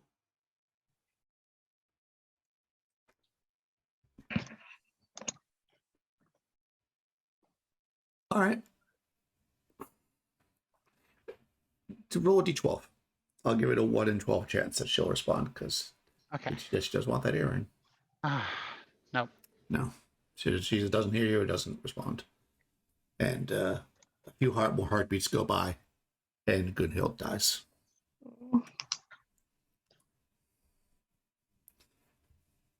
Yeah, unfortunately. But Dang. she took a lot of damage. She did a lot, but now she died in combat, so she'll be in Valhalla with the other warriors.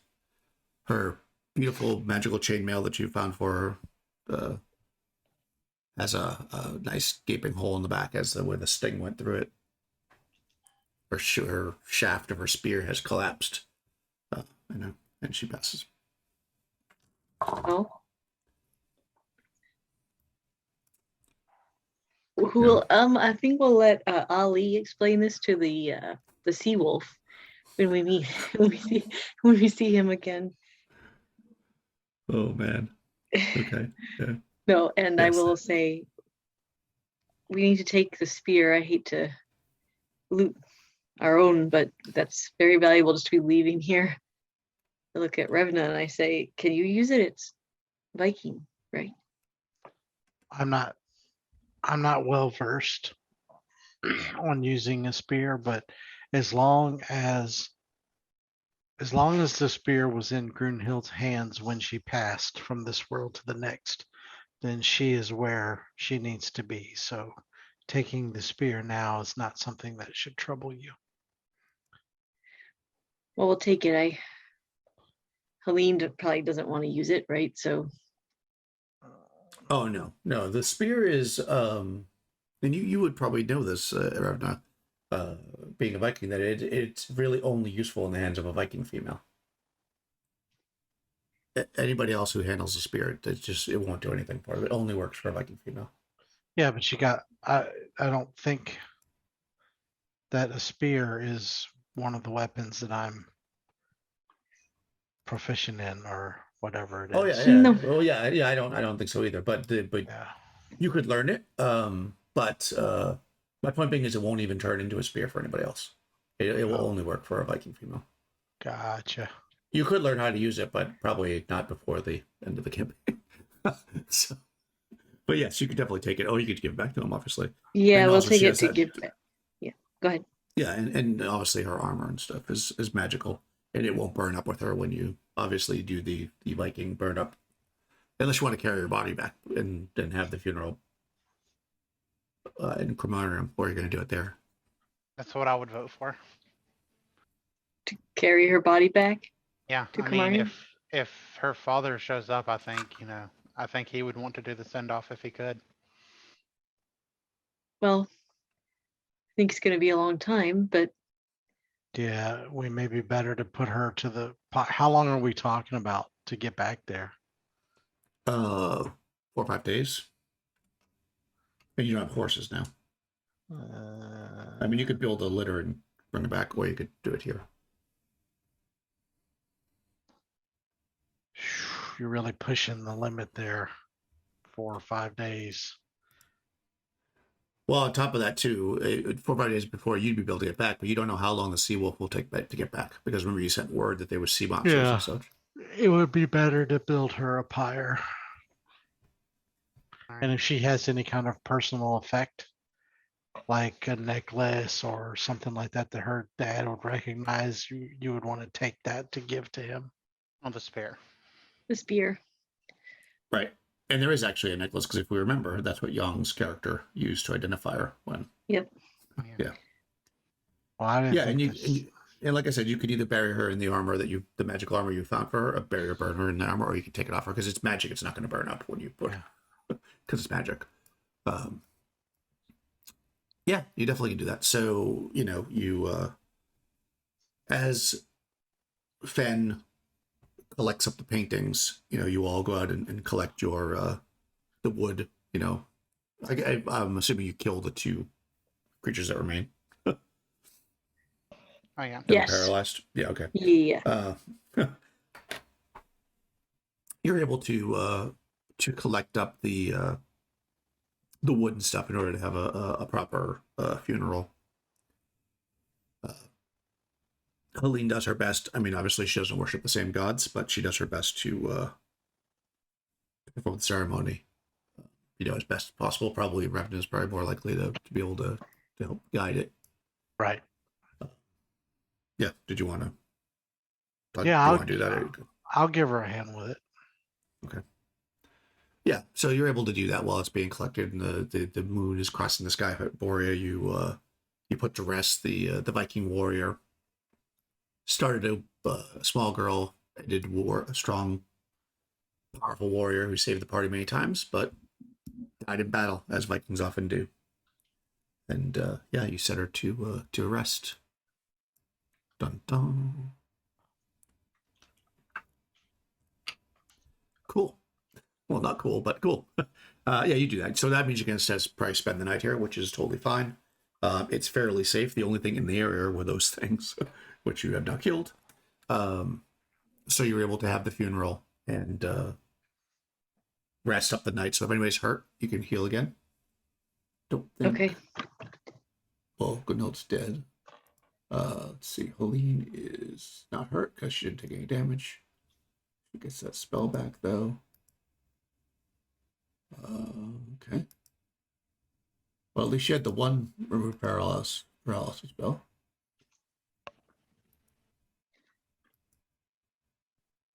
Click on this thing. Okay. I'm wondering, is chainmail plus 2 better than plate mail? I don't think it is, actually.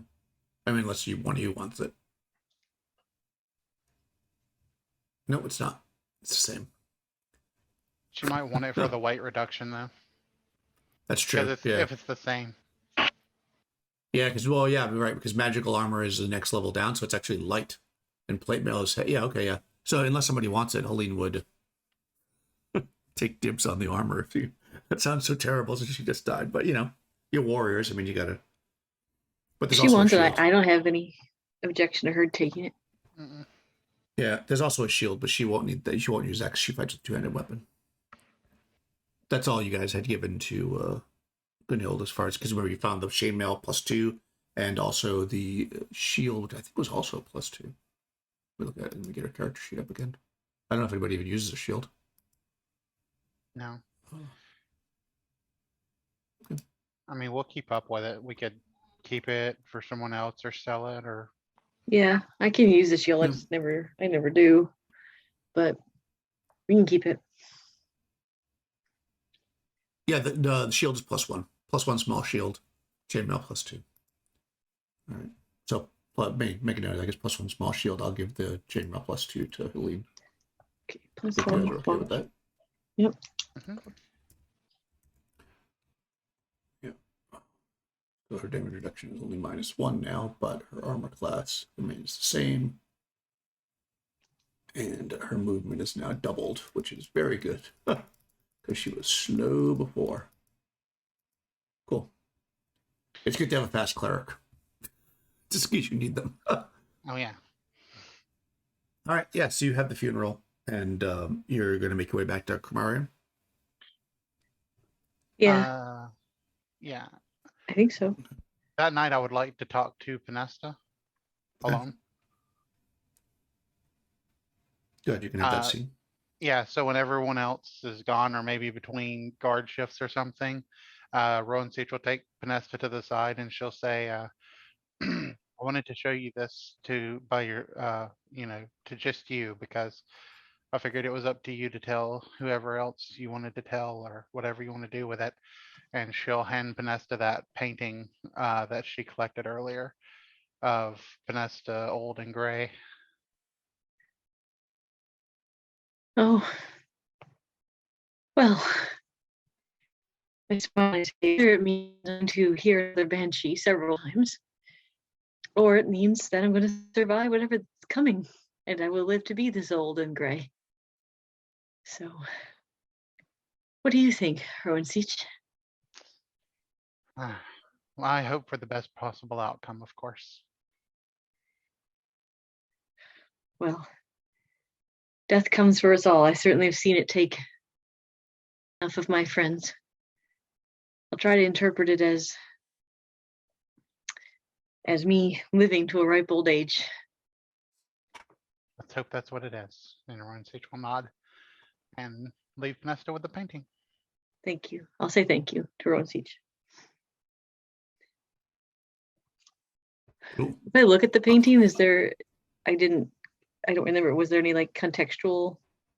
You're Or was sitting it- on one of the same green kind of stone thrones as the two Hyperborean women, and you're more or less in the same kind of gardens.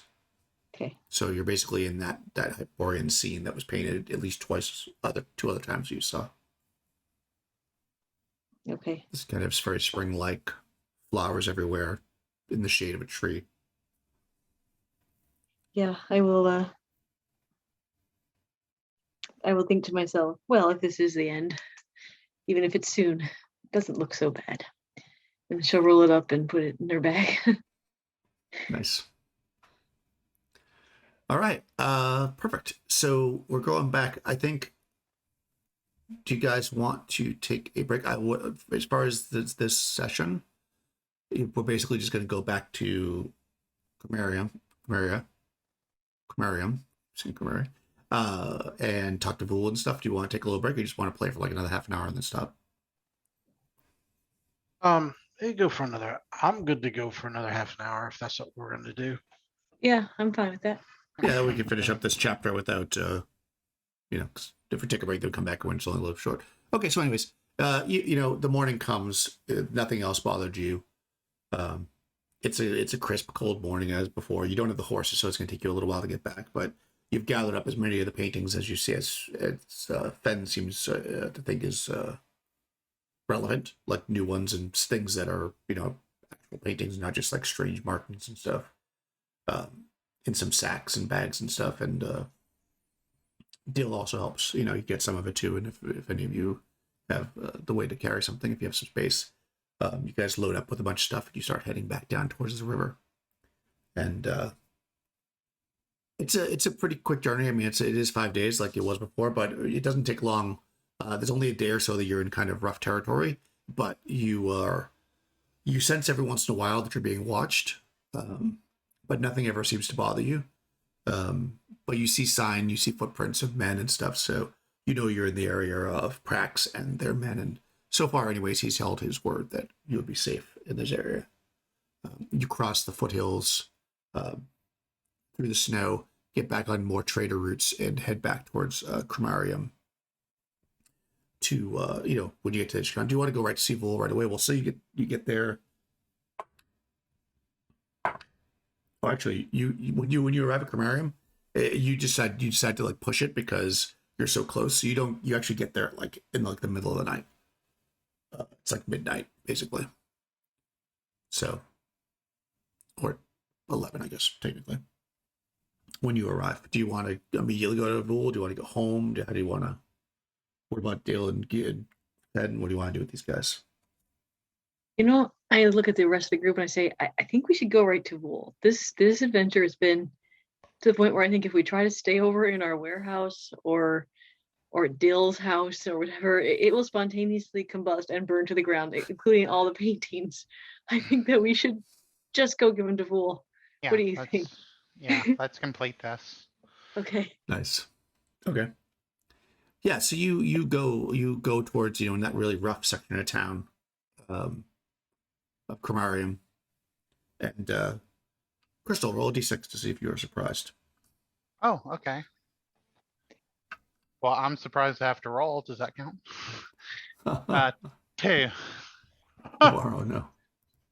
Okay, well I couldn't have wrote that better. Are you Out of the really shadows though? out of the shadows rushes a figure with a knife in their hand. You're surprised, so it's going to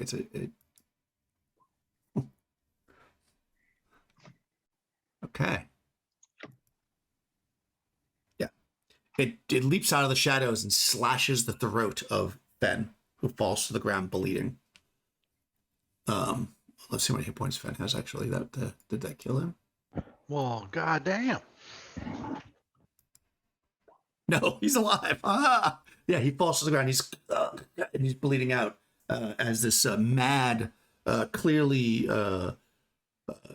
drug-induced lotus eater is there, kind of standing over him and with a bloody dagger. He doesn't even run. He cuts his throat, and he's just standing there in the midst of all of you, staring down at the body. And he says, "Where's my share of the lotus?" So yeah, what does everybody want to do? Well, Revna, as he's standing over the body, Yeah. afraid that he's going to take another chop at him, she's just literally going to summon every bit of strength she has and try to grapple him and just drive him away, like start driving her legs and push him away from her, push that dude away from over top of him.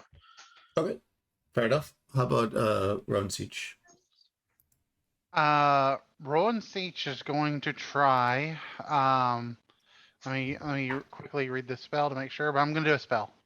Okay. How about Panesta? Vanessa is just going to take out her sword and try to kill this guy melee.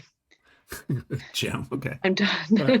So Helene's going to try to heal the guy. well, yeah, and I was going to say, yeah, if I could yell to Helene, Yeah. help Yeah, she gets down.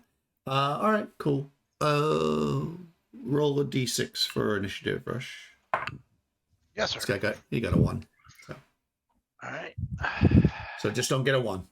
I'm gonna manually roll this one because I had to step away from my computer. Here we go. I got a 4. All right.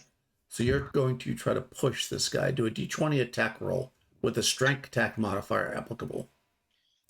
I have no strength attack modifier. All right, just roll straight d20 then. All right. Hopefully I don't have a negative. No, I got 11. Okay. D20 attack roll. I mean, he's not wearing any armor class, so he's not wearing any armor, so he's going to be pretty easy to hit unless you roll terribly. How do you do that? Just roll a normal. Just roll a D20? d20. Yeah. just Oh, roll a okay. D20. Yeah, I don't think there's a. I don't think you just roll your strength, although you probably could. I wonder what happened if you just did that. I Oh, rolled my a God. 4. Well, that is not going to be enough, I don't think. Yeah, football's not my forte. Oh, that's interesting. That's how that works. Okay. Yeah, just curious. Oh, yes, you try to push this guy, and it's just, yeah, no. Vanessa? Okay, Yeah, no. let's see. That hits armor class. Why does this keep happening? -1. Well, that hits me. Yeah, I figured. Be like, I've got your Lotus right here. 8. No, Oh, sorry, yeah, 9. he only had 3 hit points. So, yeah, you run him through. He's basically standing over Fen. You run him through. You see the guy drop. Runcy, I don't know if you still want to cast your spell, but of course you're welcome to. He's running Wait, away. No, he's dead because Vanessa just ran him Yeah. through. I Vanessa's just ran him sword. through. Vanessa's sword is running away right through his internal Yeah. organs. I thought someone was running away. My bad. Yeah. No, I won't do my Sorry. Okay, spell. But- No, yeah. it's all good. Helene gets down there and touches Fen, whose throat heals, and he looks up, and he's startled, and he says, "This section of town is not one you should be walking through at night." You don't say. I say, well, it sounds like that guy thought you owed him money. I point to the corpse at my feet. Did you Or owe lo- him money Or Lotus. or Lotus? Well, does anybody truly own the Lotus? And then he's laying on the ground, of course, because he's hurt. So he kind of gets up on his knees and he starts looking through the guy's pockets for Lotus. Revna just looks around and nods her head and says, "Yep, that's what I thought." But this it is an illustrative thing that just happened, as we know that while the paintings may be true, as he said, they're not necessarily literal, or they have a hint of truth to them, because I assumed, me personally, that painting meant that was his death. But obviously that As wasn't did true. I. And yeah, you did As too. did Yeah. I, he says. Yes. So it doesn't. I likely would have been dead if we weren't here to help. Well, it just means we have to be very careful in our interpretations of the paintings. Yes, art interpretation is always a complicated area of study. Yes, it is. Now let's get to Vol's mans before a whole bunch of Lotus eaters come jumping out to demand Lotus from you, and make the painting really true. Right. He touches his throat again, and he looks up, and you could see the tower, in the center, the kind of the weirdly shaped towers. Look like it's been made of a lot of different things, and floating above it, cross-legged, with this slight, green kind of glow coming up to the center of the tower, is an old man in a loincloth. He seems to be meditating or something. Let's go, right, guys? What do you think? Yep. Oh, yeah, absolutely. Yep, I'm ready. Okay. Yeah, he kind of gets Fen gets kind of in between the group. He's walking very cautiously. You can see he's got something in his hand that he may have taken off the guy on the ground. As you're kind of moving towards the tower, and like before, there's a regular door at the bottom. I don't know if you want to knock on the door, if you want to fly up to see him again. You've introduced yourself, or you've greeted Wool many ways. So I'm not sure how you want to. Well, we'll not. I'm sure he's got some sort of med. We'll knock on the door. I don't want to take a chance of him floating up there with just his loincloth again. So. Yeah. See, you knock on the door, and then a minute or so goes by, and then it opens, and Wool is there. He's got a cape on and a loincloth with a wand stuck in it. He has a cape. Oh, that's right. Does he have a hat His on? No, he's not going out. He's inside. He doesn't wear a hat. Oh, that's inside. right. That's right. Yeah. Okay. He just has the cape on, and he says, Penesta, you're back. Oh, and Fen, my boy. See, you came back to Khromarium without dying. Not all predictions are accurate. Well, he almost died, but luckily Helene here was quick with her healing magic. Ah, yes, healing magic. Very good. Very, very good. Oh, come in. And he kind of steps back. And, you're in that room that has the various green candles burning and the kind of the table off to the side with the green glass decanter and cups. And he's like, would you like a drink? No, oh, go ahead. She starts to say, yes, please. But as Panesta begins to speak, she just kind of quiets down. Oh, you can have a drink if you want. I don't. This Yeah. green. I look at need- Rob. I'm like, I think we can just, if you want, you can. I need something. Yeah. Drink up. This is the best in Khromarium. And he gets like a decanter and pours himself one and you one and whoever else. You can see Dill takes one, but like it's clear that he's not a drinker, so he's just gonna hold it. He's kind of like, without actually drinking any of it. So yeah, he says, "So did you bring the paintings?" I say, "You did." He looks like it's them all. We should look at them. Yes, we should look at them right now. Yes, to my study. And he shoots back up through the hole in the roof.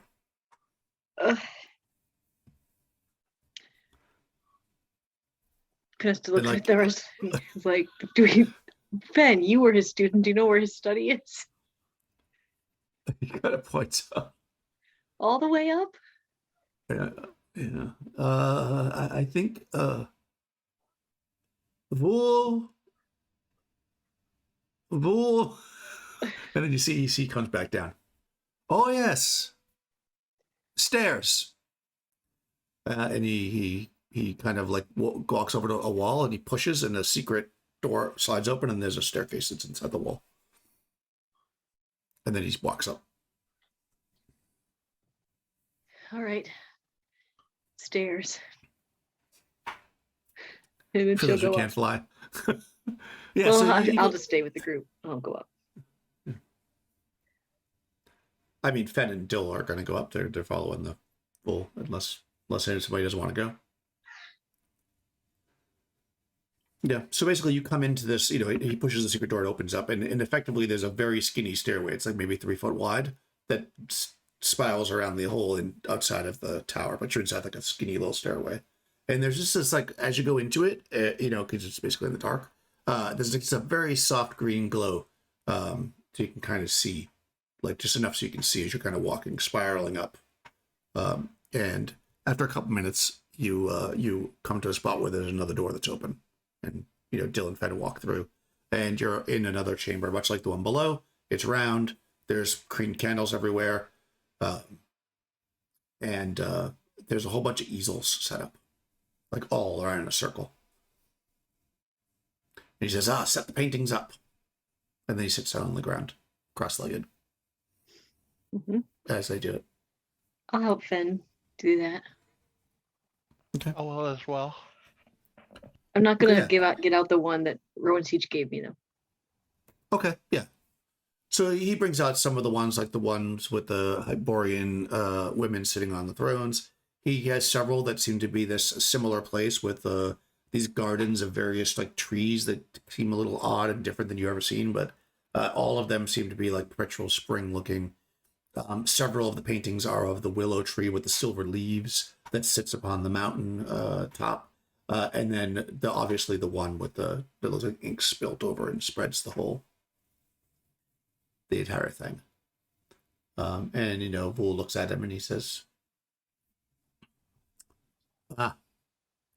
these paintings seem to be saying something. Do you notice?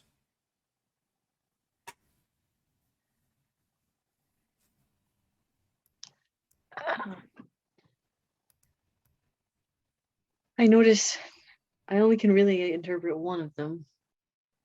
And that's the one with the tentacles. The others I'm not sure. Yes. But you notice this willow tree, the willow tree with the silver flowers.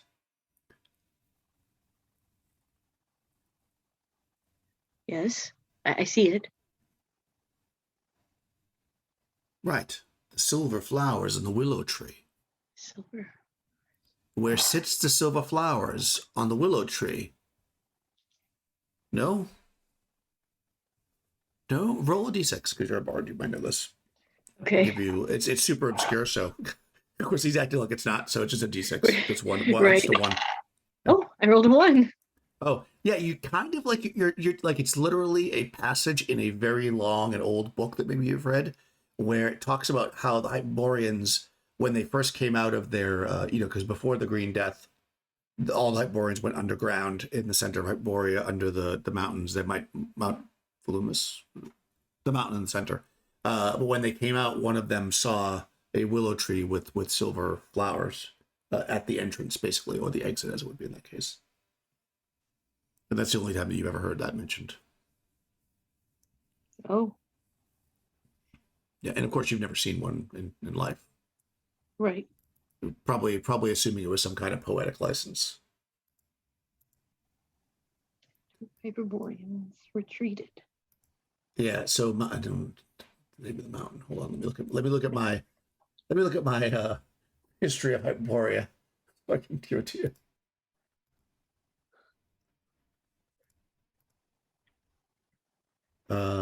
Yeah. So yeah, they go under the mountain in the center of Hyperborea, Mount the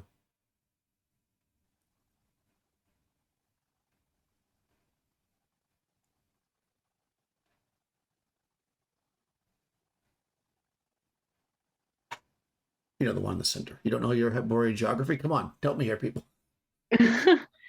All right. Hold on, let me get the map. Let me get the map. Don't worry, we'll cut this part out in the editing. No, I'm afraid I don't know the geography. Okay. So in the center of Hyperborea sits Mount Vermithon in the Spiral Mountain Range. Vermithon. So it's VHURMITHADON. So that's the center of Hyperborea. That's literally the North Pole. And that's where they hid. Yeah, they hid in the Spiral Mountain ranges under the mountain while the Green Death took everybody else. And then they came back out and restarted the world effectively. But what you know is in this book that you read, the thing that was mentioned, that when they came out, the first thing they saw was a willow tree with silver flowers, silver leaves. Okay. Upon the craggy mountains. So basically what's being painted there. Okay. I'll say, I think we have to go to the mountain if we want to find these trees and if they're important. So I look at Revna and Rowan Siege all the way to the very center or the north, or yeah. Go ahead, sorry. Oh, I was just saying I agree. Well, it was the Hyperboreans fall from grace, as they say, that when they began to chew the lotus and worship the frog god. Some think that's what brought upon the end of the world, as it would be the Green Death. Others think it was a comet, but I don't think comets can do too much. I think that's kind of pseudoscience. But anyways, perhaps now they are worshippers of Kraken, and they should bring on another death. Could there be Hyperboreans? Still enough? Well, we're assuming that they are the bringers of Kraken and not the solution to Kraken. I think perhaps the interpretation of this painting is that the silver tree is what's holding back the Kraken. Perhaps they are with the silver tree helping to hold Kraken back.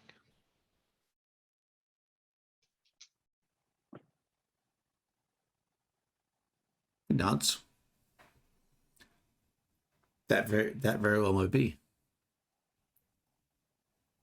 There will be only one way to find out. We must find the lost Hyperboreans. And I mean the royal we. For I should stay here in Khromarium and study. I'm not a young man like I was when we traveled before. Right. Could they? No offense, Penesta, but you're looking a little ragged from the road. You may need some kind of elixir that I could make for you. Oh. What kind of elixir? Oh, one that brings back youth and vitality. Like, look at me. Yes, you're very youthful. Well, but do you think? And I look at the picture of the Hyperboreans in the garden, you know, on their thrones.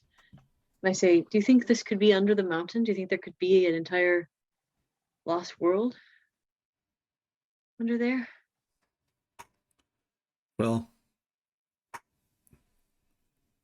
what is commonly believed to be under Hyperborea is not this, and I don't see how that could exist in the mountains either. Perhaps they are not related.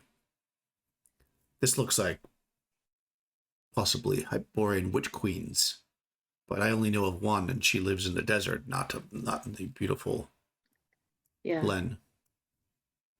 The Ethorian.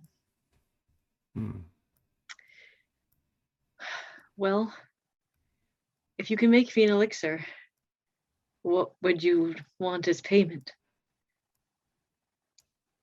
Oh, we are old friends. Let me see what I can do. Speaking of payment, you have done me a great service. I have for you 2 things. Okay. And he let me get them for you. And he shoots up to the ceiling. Because of course this room, like the other one, has a hole. He shoots up into the sky. And then he comes back down with a chest about this big. And he sets it on the ground, and he opens it up, and it is full of gold. Oh. There is, he says, this, I heard it's the grapevine that you are a bit in debt. So, you have helped me. This is your payment. 10,000 gold coins.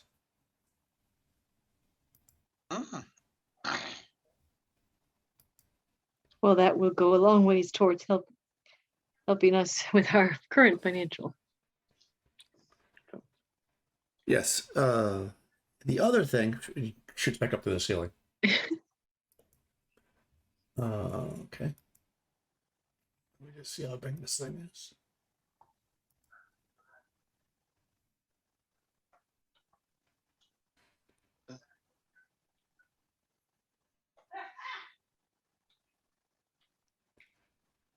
Oh, okay. It's a, he comes back down. It's a small wooden box. It's about 12 inches by 6 by 6. That's pretty small. It comes down, and on the top of it is etched a whale. A well? A whale. A whale. Actually, like a narwhal, actually, with the, Oh. Yeah. Nice. I like narwhals. Yeah. And he says, your journey will be swifter if you take the rivers. This will help you. Can I open it? I ask him. Not in here. Okay. Open it along the river, or along the sea, at the edge of the sea. You will find it to be quite useful. Is it wind? Is it a wind thing? It is a boat. Nice. This is a what they call a folding boat. If you sit it upon the water and speak the magic word, which is, he looks at Rowan Siege.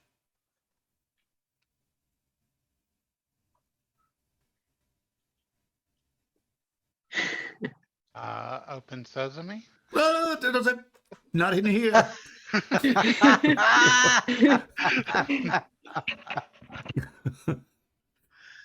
It shall indeed open and bring forth a boat.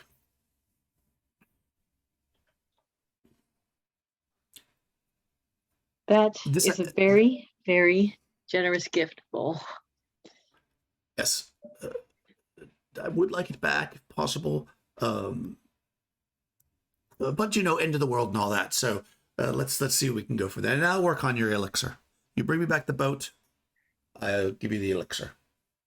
If it is in my power to return with the boat, I will do so. And she'll actually bend down and kind of kiss Bull on the top of his head. No. He's been so He nice. turns bright red. Well, he looks at everybody and he says, it seems there's a long and arduous journey ahead of you. May the gods be with you and all of us. Another green death is not something I would want to suffer through. No. Or Kraken released on the world. Yes, that would be bad. Or good if you worship such things, Yeah, I suppose. I think you were right the first time. He smiles. He says, I shall dance for you when you are gone. Thanks. That'll help. She mutters to herself, that'll help me sleep. Him dancing around his loincloth. Oh no, I don't wear the loincloth when I dance, magically. It gets in the way, restricts movement and all that. Oh, okay. Just keeps getting better. Where do you keep the wand when you dance? In my hand? Yes, that makes sense, of course. I mean, where else would you keep it? You could put it between your teeth, I suppose. Indeed you can. Oh, And with that, I think we'll leave. With those pleasant thoughts, we'll leave the adventure today, and with a boat and a possible location, and we'll see where it leads us.